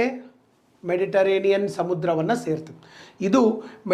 ಇದು ನಮ್ಮ ನೈಲ್ ನದಿಯ ಒಂದು ವಿಶೇಷತೆ. ಅದಕ್ಕೆ ಈ ನೈಲ್ ನದಿ ಎಷ್ಟು ಚಂದ ಐತಪ್ಪ ಅಂತಂದರೆ, ಸರ್ ನೈಲ್ ನದಿ ಏನಾಗೈತಪ್ಪ ಅಂತಂದರೆ ಆಲ್ಮೋಸ್ಟ್ ನಮ್ಮ ಈಜಿಪ್ಟ್ ದೇಶದ ದಕ್ಷಿಣ ಭಾಗದಿಂದ ಹಿಡಿದು ಉತ್ತರ ಭಾಗದವರೆಗೂ ಆ ನದಿ ಹರಿತಾ ಹೋಗಿದೆ. ಓಕೆ, ಅಂದರೆ ಇಡೀ ಈಜಿಪ್ಟ್ಗೆ ನೀರನ್ನು ಕೊಡುವಂತಹ ಒಂದು ಇಂಪಾರ್ಟೆಂಟ್ ಕ್ರೂಷಿಯಲ್ ಲೊಕೇಶನ್ ಒಳಗಡೆ ಅದಿರುವಂಥದ್ದು. ಹೀಗಾಗಿನೇ ನಾವು ಏನಂತ ಕರಿತೀವಿ? Egypt gift of Nile. Egypt ದೇಶ ನೈಲ್ ನದಿಯ ಒಂದು ವರಪ್ರಸಾದ ಅಂಥೇಳಿ ನಾವು ಅಲ್ಲಿ ಕರೆಯುವಂಥದ್ದು. ಓಕೆ, ಇದನ್ನು ನೀವು ಒಂದು ಸ್ವಲ್ಪ ನೆನಪಿನಲ್ಲಿ ಇಟ್ಕೊಳ್ಳೋಕೆ ಸಾಧ್ಯ ಆಗಿರ್ಬೇಕು. ಇನ್ನು ನೆಕ್ಸ್ಟು ಇನ್ನೊಂದು ಭಾಳ ಸರಿ ಕ್ವಶನ್ ಆಗಿದೆ, ಮುಂದೂ ಕ್ವಶನ್ ಬರಬಹುದು. ನೈಲ್ ನದಿ ಯಾವ ಸಮುದ್ರಕ್ಕೆ ಹೋಗಿ ಸೇರ್ತದೆ? ಮೆಡಿಟರೇನಿಯನ್ ಸಮುದ್ರ.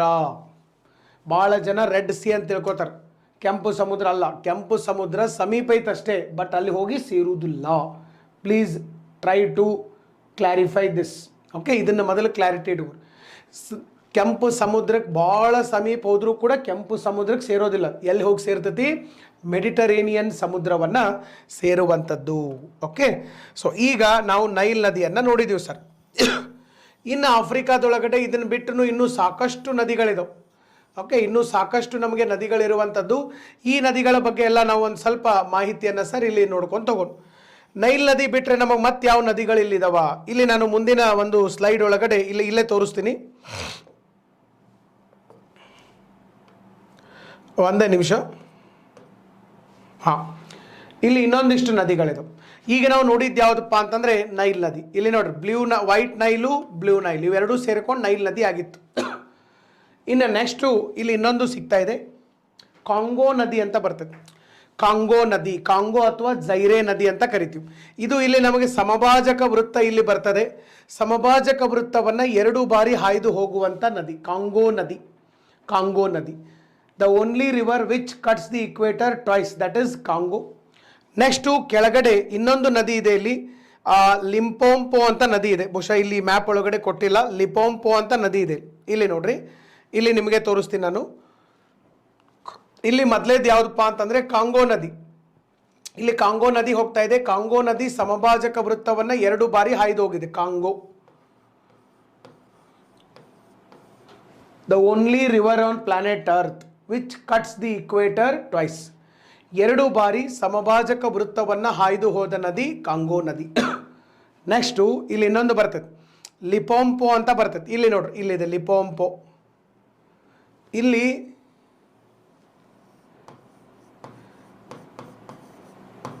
23.5 ಡಿಗ್ರಿ ದಕ್ಷಿಣ, ಟ್ರಾಪಿಕ್ ಆಫ್ ಕ್ಯಾಪ್ರಿಕಾರ್ನ್. ಈ ಟ್ರಾಪಿಕ್ ಆಫ್ ಕ್ಯಾಪ್ರಿಕಾರ್ನ್ ಇದು ಇಕ್ವೇಟರ್ನ 2 ಸಾರಿ ಪಾಸ್ ಆಗೈತೆ. ಇಕ್ವೇಟರ್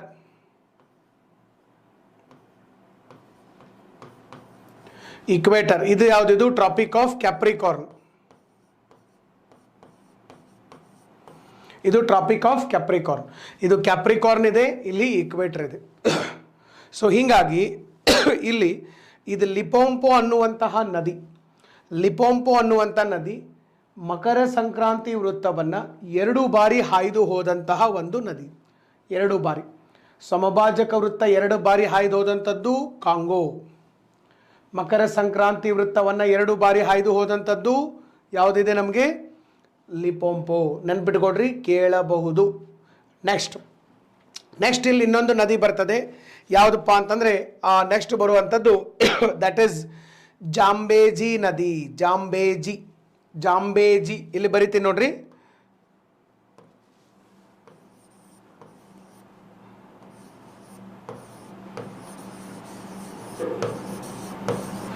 ಜಾಂಬೇಜಿ ನದಿ ಅಂತ ಕರಿತೀವಿ ನಾವು. ಯಾವ ನದಿ? ಜಾಂಬೇಜಿ. ಸೊ ಈ ಜಾಂಬೇಜಿ ನದಿದು ಏನು ವಿಶೇಷತೆ ಐತಿ ಅಂತ ನಾನು ಕೇಳಿದರೆ, ಸರ್ ಜಾಂಬೇಜಿ ಅನ್ನುವಂತಹ ಒಂದು ನದಿ ಏನಿದೆ ಅಲ್ಲ, ಜಾಂಬೇಜಿ ನದಿ, ಈ ಜಾಂಬೇಜಿ ನದಿ 2 ದೇಶಗಳ ಗಡಿ ಭಾಗದಲ್ಲಿ ಹಾಯ್ದೋಗಿದೆ. ಯಾವುದು? ಸ್ವಲ್ಪ ನೋಡ್ರಿ. 2 ದೇಶಗಳು ಯಾವುದವ? 2 ದೇಶಗಳು ಜಾಂಬೇಜಿ 2 ದೇಶಗಳ ಗಡಿ ಭಾಗದಲ್ಲಿ ಹಾಯಿಸೋಗಿದೆ. ಯಾವ್ದ್ಯಾವುದು ದೇಶಗಳು? ಇಲ್ಲಿ ನೋಡ್ರಿ, ನಾನು ಹೇಳಿರ್ತೀನಿ ನಿಮಗೆ. ಜಿಂಬಾಬ್ವೆ ಮತ್ತು ಜಾಂಬಿಯಾ.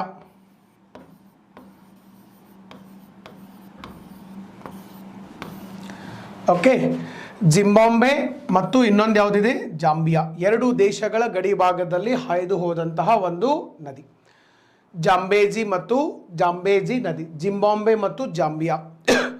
ನೀವು ಅಲ್ಲೇ ಮ್ಯಾಪ್ನಾಗ ನೋಡಕ್ಕೆ ಸಾಧ್ಯ ಆಗಿರಬೇಕು. ಜಾಂಬೇಜಿ ನದಿ ಎರಡು ದೇಶಗಳ ಗಡಿ ಭಾಗದಲ್ಲಿ ಹಾಯ್ದು ಹೋಗುವುದರ ಜೊತೆಗೆ ಇದು ಇನ್ನೊಂದು ವಿಶೇಷತೆ ಏನಿದೆಪ್ಪ ಅಂತಂದರೆ, ಜಾಂಬೇಜಿ ನದಿ ಒಂದು ಜಲಪಾತವನ್ನು ಸೃಷ್ಟಿ ಮಾಡಿದೆ. ಇದು ಜಗತ್ತಿನ ಅತಿ ದೊಡ್ಡ ಜಲಪಾತ. ಇದೆ. ಯಾವ ಜಲಪಾತ ಇದೆ? ವಿಕ್ಟೋರಿಯಾ ಜಲಪಾತ. So please remember this, Victoria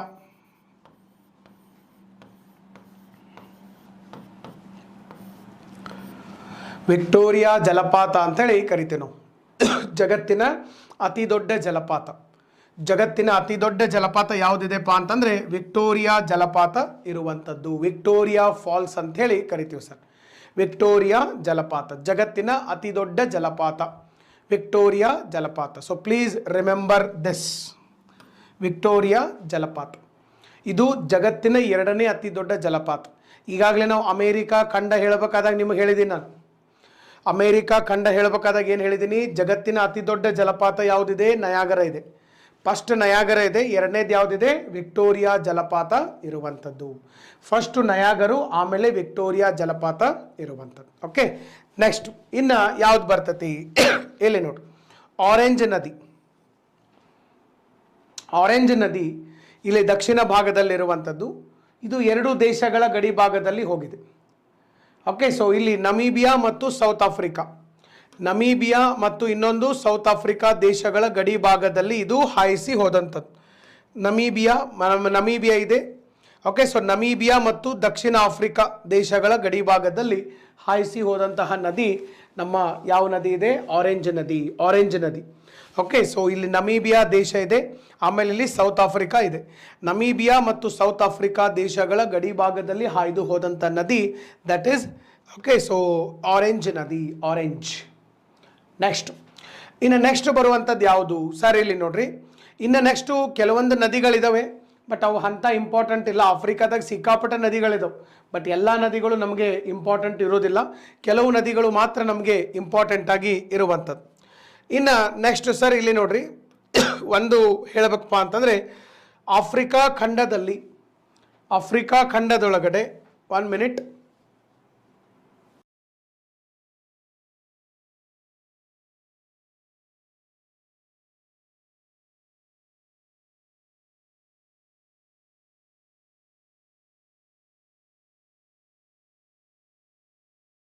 ಜಲಸಂಧಿ sir ಇಲ್ಲಿ ನೋಡ್ರಿ, ಈ ಜಲಸಂಧಿ ಅಂತ ಬಂದಾಗ ನಮಗೆ ಒಂದೇ ಒಂದು ಜಲಸಂಧಿ ಬರ್ತದೆ. ಜಲಸಂಧಿಗಳು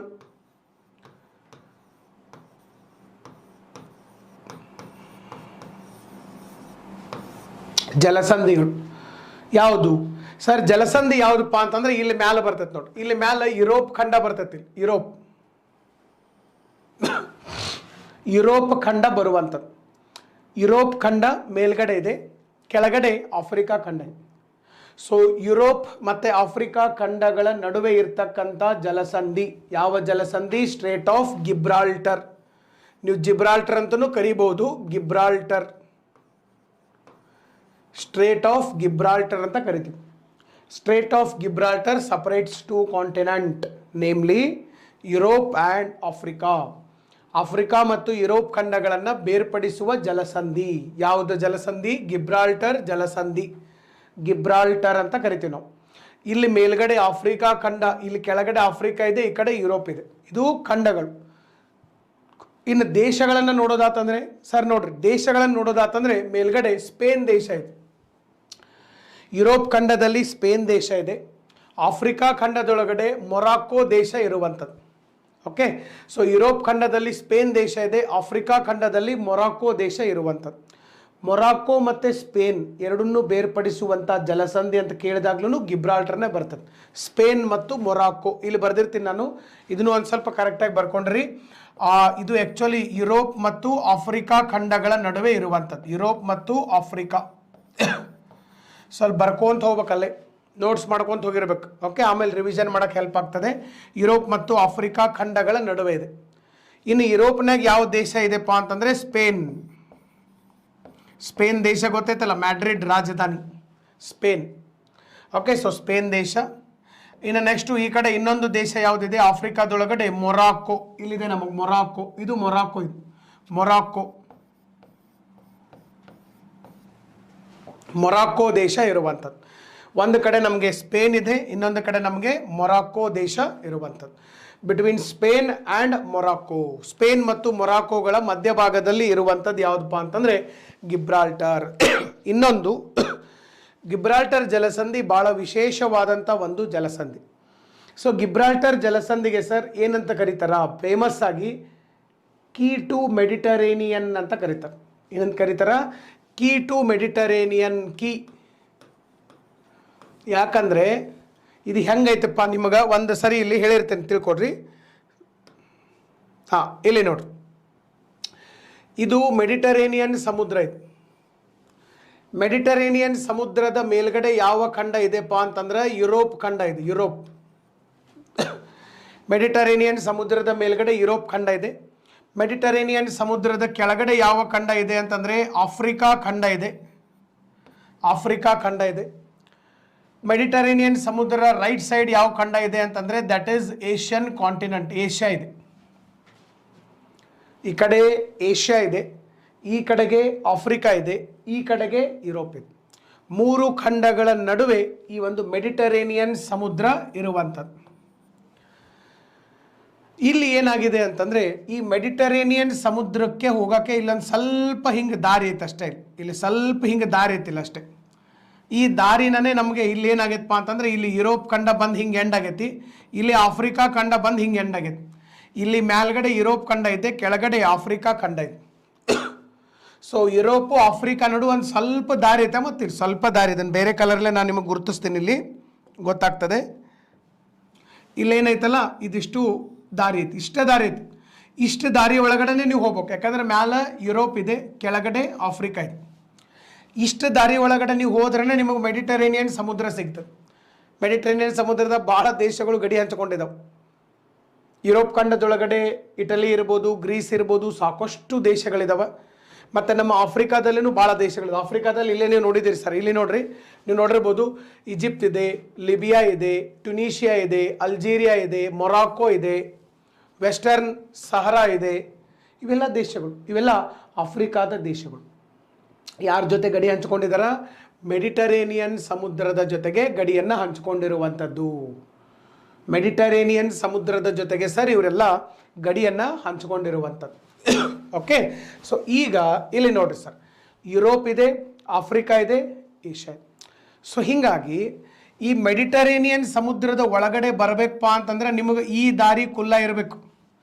ಈ ದಾರಿ ಕುಲ್ಲ ಇದ್ರಟ್ಟ ನೀವು ಮೆಡಿಟರೇನಿಯನ್ ಸಮುದ್ರಕ್ಕೆ ಬರೋಕ್ಕೆ ಸಾಧ್ಯ ಸರ್. ಇಲ್ಲಾಂದ್ರೆ ಮೆಡಿಟರೇನಿಯನ್ ಬರೋಕ್ಕೆ ಬರೋದಿಲ್ಲ. ಅದಕ್ಕೆ ಇದನ್ನ ಏನಂತ ಕರೀತಾರ? ಕೀ ಟು ಮೆಡಿಟರೇನಿಯನ್ ಸಿ ಅಂತೇಳಿ ಕರೀತಾರ. ಮೆಡಿಟರೇನಿಯನ್ ಸಿ ಹೆಬ್ಬಾಗಿಲ್ ಅಂತಿತ್ತು. ಇದನ್ನೇನಾದರೂ ನಾವು ಬಂದ್ ಮಾಡಿಬಿಟ್ಟಿವಿ, ಈ ಒಂದು ಜಲಸಂಧಿಯನ್ನು ಅಥವಾ ನಮ್ಮ ಗಿಬ್ರಾಲ್ಟರ್ ಜಲಸಂಧಿಯನ್ನು ಬಂದ್ ಮಾಡಿದೀವಿ ಅಂದರೆ we cannot access into the Mediterranean sea, ಒಳಗಡೆ ಹೋಗೋಕ್ಕೆ ಬರೋದಿಲ್ಲ. ಅದಕ್ಕಾಗಿ ಇದನ್ನು ಕೀ ಟು ಮೆಡಿಟರೇನಿಯನ್ ಸಿ ಅಂಥೇಳಿ ಇದನ್ನು ನಾವು ಕರೆಯುವಂಥದ್ದು, key to Mediterranean sea. So ಯಾವ್ಯಾವ ದೇಶಗಳ ನಡುವೆ ಇತ್ತಪ್ಪ ಅಂತಂದರೆ ಇದು ಯುರೋಪ್ ಖಂಡದಲ್ಲಿ ಸ್ಪೇನ್ ಇದೆ, ಆಫ್ರಿಕಾ ಖಂಡದೊಳಗಡೆ ಮೊರಾಕೋ ದೇಶ ಇಲ್ಲಿ ನಮಗೆ ಬರುವಂಥದ್ದು.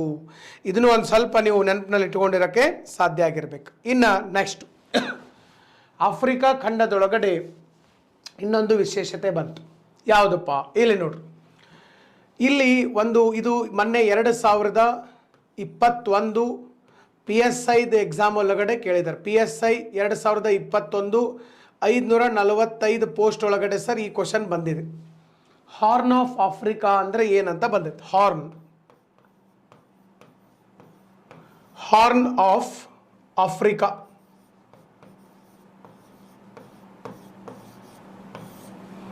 ಹಾರ್ನ್ ಆಫ್ ಆಫ್ರಿಕಾ ಅಂತೇಳಿ ಬಂದಿರುವಂಥದ್ದು. ಹಾರ್ನ್ ಆಫ್ ಆಫ್ರಿಕಾ, ಆಫ್ರಿಕಾದ ಹಾರ್ನ್ ಅಥವಾ ಆಫ್ರಿಕಾದ ಕೊಂಬು. ಕನ್ನಡದಲ್ಲಿ ಇಲ್ಲಿ ಬರೆದಿರ್ತೀನಿ, ಆಫ್ರಿಕಾದ ಕೊಂಬು.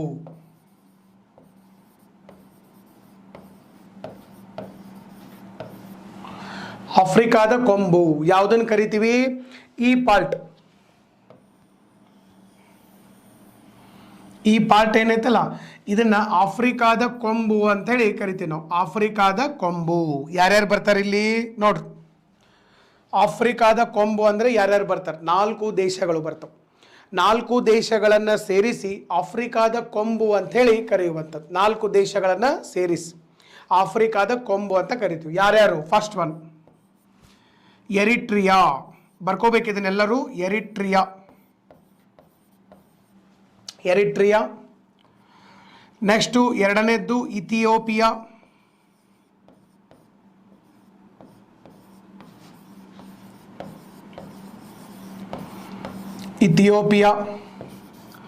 ಮೂರನೇದ್ದು ಜಿಬೌಟಿ.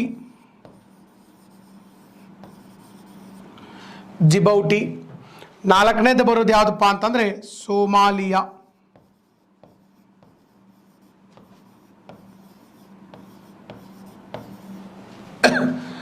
ಸೊ ಮೊದಲೇದ್ದು ಎರಿಟ್ರಿಯಾ, ಇಥಿಯೋಪಿಯಾ, ಜಿಬೌಟಿ, ಸೋಮಾಲಿಯಾ. ಇವೆಲ್ಲೆಲ್ಲಿ ಬರ್ತಾವೆ ನಾನು ಹೇಳಿರ್ತೀನಿ. ಓಕೆ, ಸೊ ಸ್ವಲ್ಪ ಬರ್ಕೊಳ್ರಿ ನೀವು, ಹೇಳ್ತೀನಿ ನಾನು. 4 ದೇಶಗಳು ಮೊನ್ನೆ ಎಕ್ಸಾಮ್ಲೆ ಕ್ವಶನ್ ಬಂದೈತಿ. It is very very important, very important. So ಇಲ್ಲಿ ನಾವು ನೋಡೋದಾತಂದರೆ ನೋಡ್ರಿ ಸರ್, ದೇಶಗಳು ಎಲ್ಲೆಲ್ಲಿ ಬರ್ತಾವ ಇಲ್ಲಿ ನೋಡ್ರಿ. ಮೊದಲೇದ್ದು ಎರಿಟ್ರಿಯಾ, ಇಲ್ಲಿ ಒಂದೇದು ಬಂತು, ಒಂದೇದ್ದು ಎರಿಟ್ರಿಯಾ. ನೆಕ್ಸ್ಟು ಡಿಜಿಬೌಟಿ ಅಂತ ಇದೆ, ಜಿಬೌಟಿ, ಇದು ಎರಡನೇದ್ದು. ಎರಡನೇದು ಈ PSI ಅನ್ನೋದನ್ನು ತೆಗೆದುಬಿಡು ಅಂತಡ್ರಿ, ಒಂದು ನಿಮಿಷ.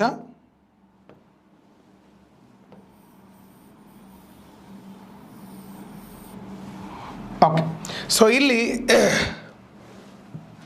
ಜಿಬೌಟಿ ಎರಡನೇದ್ದು ಜಿಬೌಟಿ, ಡಿ ಸೈಲೆಂಟ್ ಐತೆ. ಡಿಜಿಬೌಟಿ ಅಂತಲೂ ಕರಿಬೋದು, ಬರೀ ಜಿಬೌಟಿ ಅಂತಲೂ ಕರಿಬೋದು. ಮೂರನೇದು ಇಥಿಯೋಪಿಯಾ, ಮೂರನೇದು ಯಾವುದಿದೆ? ಇಥಿಯೋಪಿಯಾ. ನೆಕ್ಸ್ಟ್ ನಾಲ್ಕನೇದು ಯಾವುದಿದೆ? ಸೋಮಾಲಿಯಾ. ಓಕೆ, ಇದು ಒಂದನೇದ್ದು ಎರಿಟ್ರಿಯಾ, ಎರಡನೇದ್ದು ಡಿಜಿಬೌಟಿ, ಮೂರನೇದ್ದು ಇಥಿಯೋಪಿಯಾ, ನಾಲ್ಕನೇದ್ದು ಸೋಮಾಲಿಯಾ. ಮೊನ್ನೆ ಕೂಡ ಸೋಮಾಲಿಯಾ ನ್ಯೂಸಲ್ಲಿದೆ, ಸಾಕಷ್ಟು ಫಿಲ್ಮ್ಗಳು ಕೂಡ ಬಂದಿದ್ದಾವೆ ಸೋಮಾಲಿಯಾ ಮೇಲೆ. ಎಲ್ಲ ಪೈರೇಟ್ಸ್ ಸಮುದ್ರದಲ್ಲಿ ಕಡಲ್ಗಳ್ಳರು ಅಂಥೇಳಿ ನಾವು ಕರಿತೀವಿ. ಸಮುದ್ರದೊಳಗಡೆ ಕಡಲ್ಗಳ್ಳರು ಅಂಥೇಳಿ ನಾವು ಇಲ್ಲಿ ಕರೆಯುವಂಥ ಸರ್, ಕಡಲ್ಗಳ್ಳರು. ಸಾಕಷ್ಟು ಗಿಳತನ ಎಲ್ಲ ಮಾಡ್ತಿರ್ತಾರೆ ಕಡಲ್ಗಳ್ಳರು. ಸೊ ಸೋಮಾಲಿಯಾ, ಇಥಿಯೋಪಿಯಾ ಇಲ್ಲೆಲ್ಲ ಇಲ್ಲಿಂದ ಹಡಗುಗಳು ಹೋಗ್ತಿರ್ತಾವೆ. ಇಲ್ಲಿಂದ ಹಡಗುಗಳು ಸರ್ ಇಂಡಿಯಾಕ್ಕೆ ಹೋಗ್ತಿರ್ತಾವ, ಬರ್ತಿರ್ತಾವ. ಈ ಕಡೆ ಸೌದಿ ಅರೇಬಿಯಾ ಕಡೆ ಹೋಗ್ತಾವ, ಹೌದಾ, ಈ ಕಡೆ ಇರಾನ್ ಕಡೆ ಹೋಗ್ತಾವ. ಪೆಟ್ರೋಲ್ ಡೀಸೆಲ್ ಬೇಕಲ್ಲ ಅವ್ರಿಗೂ, ಅಲ್ಲೆಲ್ಲ ಹೋಗಿ ಬರಬೇಕಾದಾಗ ಕಳ್ಳತನ ಎಲ್ಲ ಮಾಡ್ತಿರ್ತಾರೆ. ಏನಾರು ಇರಲಿ, ಇದನ್ನು ಆಫ್ರಿಕಾದ ಕೊಂಬು ಅಥವಾ ಹಾರ್ನ್ ಆಫ್ ಆಫ್ರಿಕಾ ಅಂಥೇಳಿ ನಾವು ಕರೆಯುವಂಥದ್ದು. ಹಾರ್ನ್ ಆಫ್ ಆಫ್ರಿಕಾ ಅಂತ ಕರಿತೀವಿ, ಅಥವಾ ಆಫ್ರಿಕಾದ ಕೊಂಬು ಅಂಥೇಳಿ ಕರೆಯುವಂಥದ್ದು. ಹಾರ್ನ್ ಆಫ್ ಆಫ್ರಿಕಾ ಅಥವಾ ಆಫ್ರಿಕಾದ ಕೊಂಬು. So please remember. Next Eritrea, Ethiopia, Djibouti, Somalia, 4 ದೇಶಗಳು ನಮಗೆ ಇಲ್ಲಿ ಬರುವಂಥ ಸರ್. ಟೋಟಲ್ ಆಗಿ 4 ದೇಶಗಳು ನಮಗೆ ಬರ್ತವೆ. ಸೊ ಎರಿಟ್ರಿಯಾ, ಇಥಿಯೋಪಿಯಾ, ಜಿಬೌಟಿ ಮತ್ತು ಸೊಮಾಲಿಯಾ. ಸೊ ಟೋಟಲ್ ಆಗಿ ನಮಗೆ 4 ದೇಶಗಳು ಇಲ್ಲಿ ಬರುವಂಥದ್ದು. 4 ದೇಶಗಳನ್ನು ಸೇರಿಸಿ ನಾವು ಆಫ್ರಿಕಾದ ಕೊಂಬು ಅಂಥೇಳಿ ಕರಿತೀವಿ. ಓಕೆ, ಸೊ ಇದಿಷ್ಟು ಮಾಹಿತಿಗಳು ನಿಮಗೆ ಗೊತ್ತಿರಬೇಕು. ಇನ್ನು ನೆಕ್ಸ್ಟು ಸರ್ ಆಫ್ರಿಕಾ ಬಗ್ಗೆ ನಾವು ಹೇಳಬೇಕಂತಂದರೆ, ಆಫ್ರಿಕಾದಲ್ಲಿ ಇನ್ನೊಂದು ವಿಶೇಷತೆ, ಇದನ್ನು ಬರ್ಕೊಳ್ರಿ, ಸ್ವಲ್ಪ ಇದನ್ನು ಬರ್ಕೊಳ್ಳೋಕೆ ಸಾಧ್ಯ ಆಗಿರಬೇಕು. ಸೊ ಆಫ್ರಿಕಾದ ಕೊಂಬು ಎರಿಟ್ರಿಯಾ, ಇಥಿಯೋಪಿಯಾ, ಜಿಬೌಟಿ ಮತ್ತು ಸೊಮಾಲಿಯಾ. ಟೋಟಲ್ ಆಗಿ ನಮಗೆ 4 ದೇಶಗಳು ಇಲ್ಲಿ ಕಂಡು ಬರುವಂಥದ್ದು. ಓಕೆ, ಇನ್ನು ನೆಕ್ಸ್ಟು ಆಫ್ರಿಕಾದೊಳಗಡೆ ಇನ್ನೊಂದು ಸ್ವಲ್ಪ ವಿಶೇಷತೆಗಳು ಏನೇನಿದಾವ, ಇದನ್ನೊಂದು ಸ್ಕ್ರೀನ್ಶಾಟ್ ಆದರೂ ನೀವು ಹೊಡ್ಕೊಳ್ಳೋಕೆ ಸಾಧ್ಯ ಆಗಿರಬೇಕು. ಸ್ಕ್ರೀನ್ಶಾಟ್ ತಗೊಂಡ್ರಿ ಅಂತಂದರೆ ನಾನು ನೆಕ್ಸ್ಟು ಇದನ್ನು ಅರೇಂಜ್ ಮಾಡಿರ್ತೀನಿ. ಓಕೆ, ಹಾಂ. ಸೊ ಇಲ್ಲಿ ಆಫ್ರಿಕಾದ ಕೊಂಬು ಅಂಥೇಳಿ ಕರಿತೀವಿ ಸರ್. ಇದಾದಮೇಲೆ ನೆಕ್ಸ್ಟು ಆಫ್ರಿಕಾ ಖಂಡದ 54 ದೇಶಗಳು ನಿಮಗೆ ಗೊತ್ತೈತಿ. ಈ 54 ದೇಶಗಳಲ್ಲಿ ಒಂದು ದೇಶ ಯಾವುದಪ್ಪ ಅಂತಂದರೆ ದ್ವೀಪ ರಾಷ್ಟ್ರ ಮಡಗಾಸ್ಕರ್ ಅನ್ನೋದು ಒಂದು ದ್ವೀಪ ರಾಷ್ಟ್ರ. ಈ ಮಡಗಾಸ್ಕರ್ ಮೇಲೆ ಯಾವ ವೃತ್ತ ಹಾಸೋಗಿದೆಪ್ಪ ಅಂತಂದರೆ ಟ್ರಾಪಿಕ್ ಆಫ್ ಕ್ಯಾಪ್ರಿಕಾರ್ನ್ ಲೈನ್. ಮಕರ ಸಂಕ್ರಾಂತಿ ವೃತ್ತ ಹಾಯಿಸೋಗೈತಿಲ್ಲ, ಮಕರ ಸಂಕ್ರಾಂತಿ ವೃತ್ತ.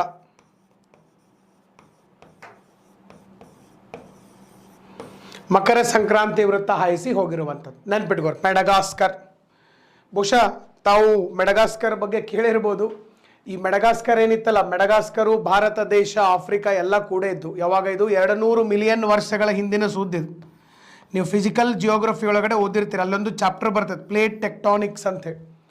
ಪ್ಲೇಟ್ ಟೆಕ್ಟಾನಿಕ್ಸ್ ಅಂತ ಕರಿತೀವಿ. ಭೂ ಉಗಮ ಸಿದ್ಧಾಂತ. ಇವತ್ತು ಭೂಮಿ ಹಿಂಗಾಗ ಕಾರಣ ಏನು, ಯಾಕೆ ಖಂಡಗಳು ಹಿಂಗದವ, ಯಾಕೆ ನಮ್ಮ ಖಂಡ ಉತ್ತರಾರ್ಧಗೋಳದಲ್ಲಿದೆ, ಯಾಕೆ ಆಫ್ರಿಕಾ ಖಂಡ ದಕ್ಷಿಣಾರ್ಧಗೋಳದಲ್ಲಿದೆ, ಇವನ್ನೆಲ್ಲನೂ ನೀವು ನೋಡಿದಾಗ 200 ಮಿಲಿಯನ್ ವರ್ಷಗಳ ಹಿಂದೆ, 200 ಮಿಲಿಯನ್ ವರ್ಷಗಳ ಹಿಂದೆ ಸರ್ ಇದು ಇದ್ದಂಥದ್ದು. 200 ಮಿಲಿಯನ್ ವರ್ಷಗಳ ಹಿಂದೆ ಇಲ್ಲಿ ಏನಿತ್ತಪ್ಪ ಅಂತಂದರೆ 200 ಮಿಲಿಯನ್ ವರ್ಷಗಳ ಹಿಂದೆ ಮಡಗಾಸ್ಕರ್ ಪಕ್ಕದಲ್ಲೇ ಭಾರತ ದೇಶ ಕೂಡ ಇದ್ದಂಥದ್ದು. ಮಡಗಾಸ್ಕರ್ ಪಕ್ಕದಲ್ಲೇ ಭಾರತ ದೇಶ ಇತ್ತು. ಆಮೇಲೆ ಅದು ಮುಂದ್ಗಡೆ ಹೋದಂಥದ್ದು. ಈಗ ಈ ಮಡಗಾಸ್ಕರ್ ದೇಶದ ಮೇಲ್ಗಡೆ ಏನಂತಂದರೆ ಇಲ್ಲಿ ಕೆಲವೊಂದು ದ್ವೀಪ ರಾಷ್ಟ್ರಗಳು ಬರ್ತವೆ. ಈ ದ್ವೀಪ ರಾಷ್ಟ್ರಗಳಲ್ಲಿ ಒಂದು ದೇಶ ಇದೆ ಸರ್, ಭಾಳ ಸಣ್ಣ ದೇಶ ಐತೆ, ಭಾರಿ ಸಣ್ಣದೈತೆ. ಅದು ಎಷ್ಟು ಸಣ್ಣದೈತಂದರೆ ಅದು ಮ್ಯಾಪ್ದಾಗ ನಿಮಗೆ ಕಾಣೋದನ್ನ ಇಲ್ಲ, ಬರೀ ಹೆಸರು ಕಾಣ್ತೈತೆ. ಇದು ಮ್ಯಾಪ್ನಾಗೂ ಕೊಟ್ಟಿಲ್ಲ ಅವರು. ಸಿಶೆಲ್ಸ್ ಅಂತ ಒಂದು ದೇಶ,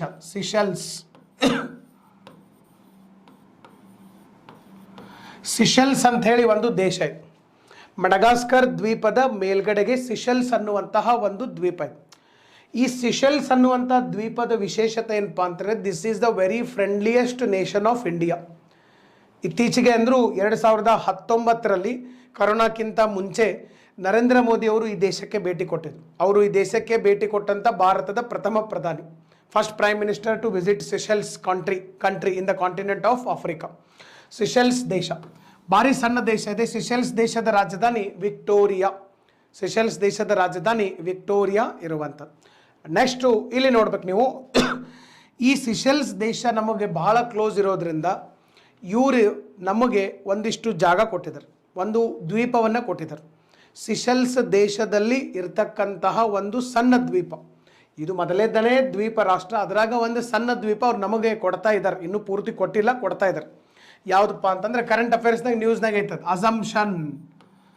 ಅಜಂಪ್ಷನ್ ಅನ್ನುವಂತಹ ಒಂದು ದ್ವೀಪ. ಅಜಂಪ್ಷನ್ ನೆನ್ಪಿಟ್ಕೋರು. ಕರೆಂಟ್ ಅಫೇರ್ಸಲ್ಲಿ ನಾನು ಇದನ್ನು ಕವರ್ ಮಾಡಿರ್ತೀನಿ. ಆಫೀಸರ್ಸ್ ಅಡ್ಡ ಯೂಟ್ಯೂಬ್ ಚಾನಲ್ ಒಳಗಡೆ ಒಂದು ದಿವಸ ಬಿಟ್ಟು ಒಂದು ದಿವಸ ಕರೆಂಟ್ ಅಫೇರ್ಸ್ ಬರ್ತಾ ಇರ್ತದೆ.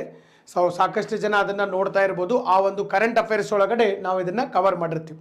ಓಕೆ, ಸೊ ನೀವು ಅಲ್ಲೂ ಕೂಡ ಕ್ಲಾಸ್ಗಳನ್ನು ಕೇಳ್ಬೋದು. ಅಜಂಪ್ಷನ್ ಅನ್ನುವಂತಹ ಒಂದು ದ್ವೀಪ ಇದೆ. ಈ ಅಜಂಪ್ಷನ್ ದ್ವೀಪ ಯಾವ ದೇಶದಲ್ಲಿದೆ ಅಂತಂದರೆ ಸಿಶೆಲ್ಸ್ ದೇಶ. ಮತ್ತು ನಮಗೆ ಯಾಕೆ ಕೊಡಕತ್ತಾರ ಅಂತಂದರೆ, ನಾವು ಒಂದು ನೌಕಾನೆಲೆಯನ್ನು ಮಾಡ್ತಾ ಇದ್ದೀವಿ ಸರ್.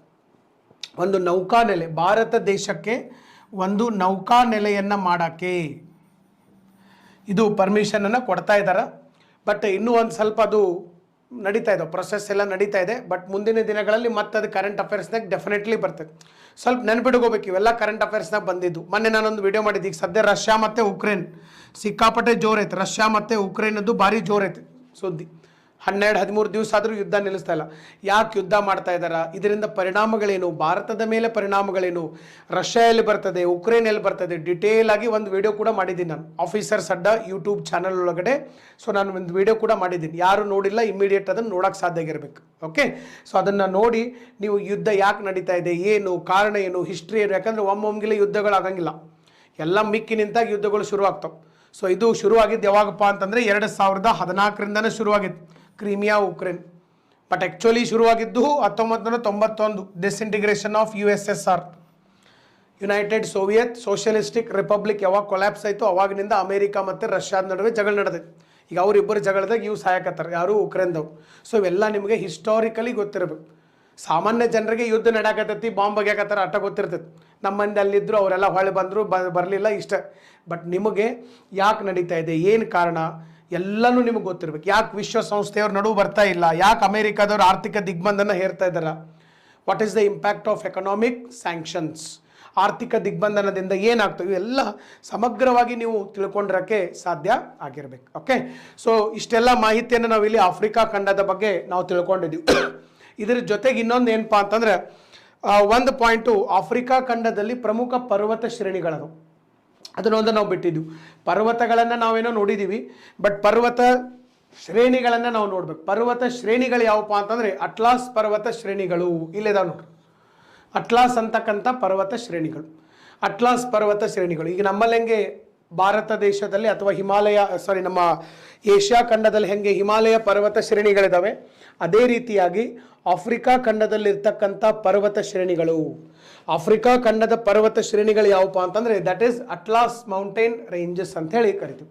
ಅಟ್ಲಾಸ್ ಪರ್ವತ ಶ್ರೇಣಿಗಳು ನೆನಪಿಟ್ಕೊಂಡು. ಅಟ್ಲಾಸ್ ಪರ್ವತ ಶ್ರೇಣಿಗಳು ಆಫ್ರಿಕಾ ಖಂಡದ ಯಾವ ಭಾಗದಲ್ಲಿದ್ದಾವೆ ಅಂತ ಕೇಳಿದರೆ ಆಫ್ರಿಕಾ ಖಂಡದ ವಾಯವ್ಯ ಭಾಗದಲ್ಲಿದ್ದಾವೆ. ಆಫ್ರಿಕಾ ಖಂಡದ ವಾಯವ್ಯ ಭಾಗದಲ್ಲಿ ಈ ಪರ್ವತ ಶ್ರೇಣಿಗಳು ಇರುವಂಥದ್ದು. ಆಫ್ರಿಕಾ ಖಂಡದ ವಾಯವ್ಯ ಭಾಗದಲ್ಲಿ ಇವೆಲ್ಲ ನಮಗೆ ಕಂಡು ಬರುವಂಥದ್ದು atlas mountain ranges. Okay, so ನೋಡ್ರಿ ನಾವು ಏನೇನು ತಿಳ್ಕೊಂಡಿವಿ ಸರ್. ಈಗ ಮಡಗಾಸ್ಕರ್ ಬಗ್ಗೆ ತಿಳ್ಕೊಂಡಿವಿ, ಹೌದಾ. ಆಮೇಲೆ ಸಿಷೆಲ್ಸ್ ದ್ವೀಪ, ಸಿಷೆಲ್ಸ್ ದ್ವೀಪದಲ್ಲಿರ್ತಕ್ಕಂಥ ಒಂದು ಸಣ್ಣ ದ್ವೀಪವನ್ನು ಭಾರತಕ್ಕೆ ಕೊಡಲಾಗ್ತಾ ಇದೆ. ಯಾವ ದ್ವೀಪ ಅದು?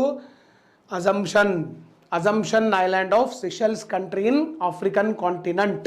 ಓಕೆ, ಸೊ ಇಷ್ಟು ನೀವು ತಿಳ್ಕೊಂಡಿರ್ಬೇಕು. ಓಕೆ, ಇದ್ರ ಜೊತೆಗೆ ಈಗ ಸದ್ಯ ಆಫ್ರಿಕಾದ ಯಾವುದು ಸದ್ಯಕ್ಕಂತೂ ನ್ಯೂಸಲ್ಲಿಲ್ಲ, ಆಫ್ರಿಕಾದ ಯಾವುದು ಸದ್ಯಕ್ಕೇನು ನ್ಯೂಸಲ್ಲಿಲ್ಲ. ಬಟ್ ನೆನ್ಪಿಟ್ಕೋಬೇಕು. ಬಟ್ ಒಂದೇ ಆಫ್ರಿಕಾ ಈಗ ಒಂದು 2-3 ತಿಂಗಳ ಹಿಂದೆ ನ್ಯೂಸಲ್ಲಿತ್ತು. ಯಾಕಪ್ಪ ಅಂತಂದ್ರೆ ಆಫ್ರಿಕಾದಿಂದ ಒಮಿಕ್ರಾನ್ ಅನ್ನುವಂಥ ತಳಿ ಬಂದಿತ್ತು ಭಾರತ ದೇಶದಲ್ಲಿ. ಸೊ ಅದು ಭಾರತದಲ್ಲಿ 3ನೇ ಅಲೆ 4ನೇ ಅಲೆ ಏನೋ ಮಾಡಿದ್ರು, ಬಟ್ ಅದಷ್ಟು ಇದನ್ನ ಎಫೆಕ್ಟ್ ಆಗಲಿಲ್ಲ. ಭಾಳಷ್ಟು ಜನ ಲಸಿಕೆ ತೊಗೊಂಡಿದ್ದರಿಂದ ಸೊ ಅದು ಹೋಯ್ತು. ಬಟ್ ಒಮಿಕ್ರಾನ್ ಬಂದಿದ್ದು ಆಫ್ರಿಕಾದಿಂದ ಬಂದಿತ್ತು, ಮೇನ್ಲಿ ಸೌತ್ ಆಫ್ರಿಕಾದಿಂದ ಒಮಿಕ್ರಾನ್ ತಳಿ ಬಂದಿತ್ತು. ಉಳಿದಿದ್ದು ಎಲ್ಲ ಡೆಲ್ಟಾ ಎಲ್ಲ ಇವೆಲ್ಲ ಚೈನಾ ಕಡೆಯಿಂದ ಬಂದಿತ್ತು. ಬಟ್ ಅಷ್ಟು ಮಾತ್ರ ಆಫ್ರಿಕಾ. ಅದನ್ನು ಬಿಟ್ಟರೆ ಈ ಸದ್ಯಕ್ಕಂತೂ ಆಫ್ರಿಕಾ ಏನೂ ನ್ಯೂಸಲ್ಲಿ ಇಲ್ಲ. ಇದಿಷ್ಟು ನೀವು ತಿಳ್ಕೊಂಡಿರ್ಬೇಕು. ಪ್ರಮುಖ ಪರ್ವತ ಶ್ರೇಣಿಗಳು, ಪ್ರಮುಖ ಪರ್ವತಗಳು, ಪ್ರಮುಖ ಇಲ್ಲಿರ್ತಕ್ಕಂಥ ದ್ವೀಪಗಳು, ಇಲ್ಲಿರ್ತಕ್ಕಂಥ ಜಲಸಂಧಿಗಳು, ಪ್ರಮುಖ ಪರ್ವತ ಶ್ರೇಣಿಗಳು, ಆಮೇಲೆ ನದಿಗಳ ವಿಶೇಷತೆಗಳು, ಆಮೇಲೆ ನೆಕ್ಸ್ಟ್ ಬರುವಂಥದ್ದು ಯಾವುದು ಮರುಭೂಮಿಗಳು, ಆಮೇಲೆ ನೆಕ್ಸ್ಟು ಇಲ್ಲಿ ಬರುವಂಥ ಕಾಲುವೆ, ಸುವೇಜ್ ಕಾಲುವೆ ಅಥವಾ ಸುವೇಜ್ ಕೆನಾಲ್ ಅಂತ ಕರಿತೀವಿ. ಇವೆಲ್ಲ ಏನಪ್ಪ ಅಂತಂದರೆ ಬಹಳ ವಿಶೇಷವಾದಂತಹ ಒಂದು ಭೌಗೋಳಿಕ ಲಕ್ಷಣಗಳು.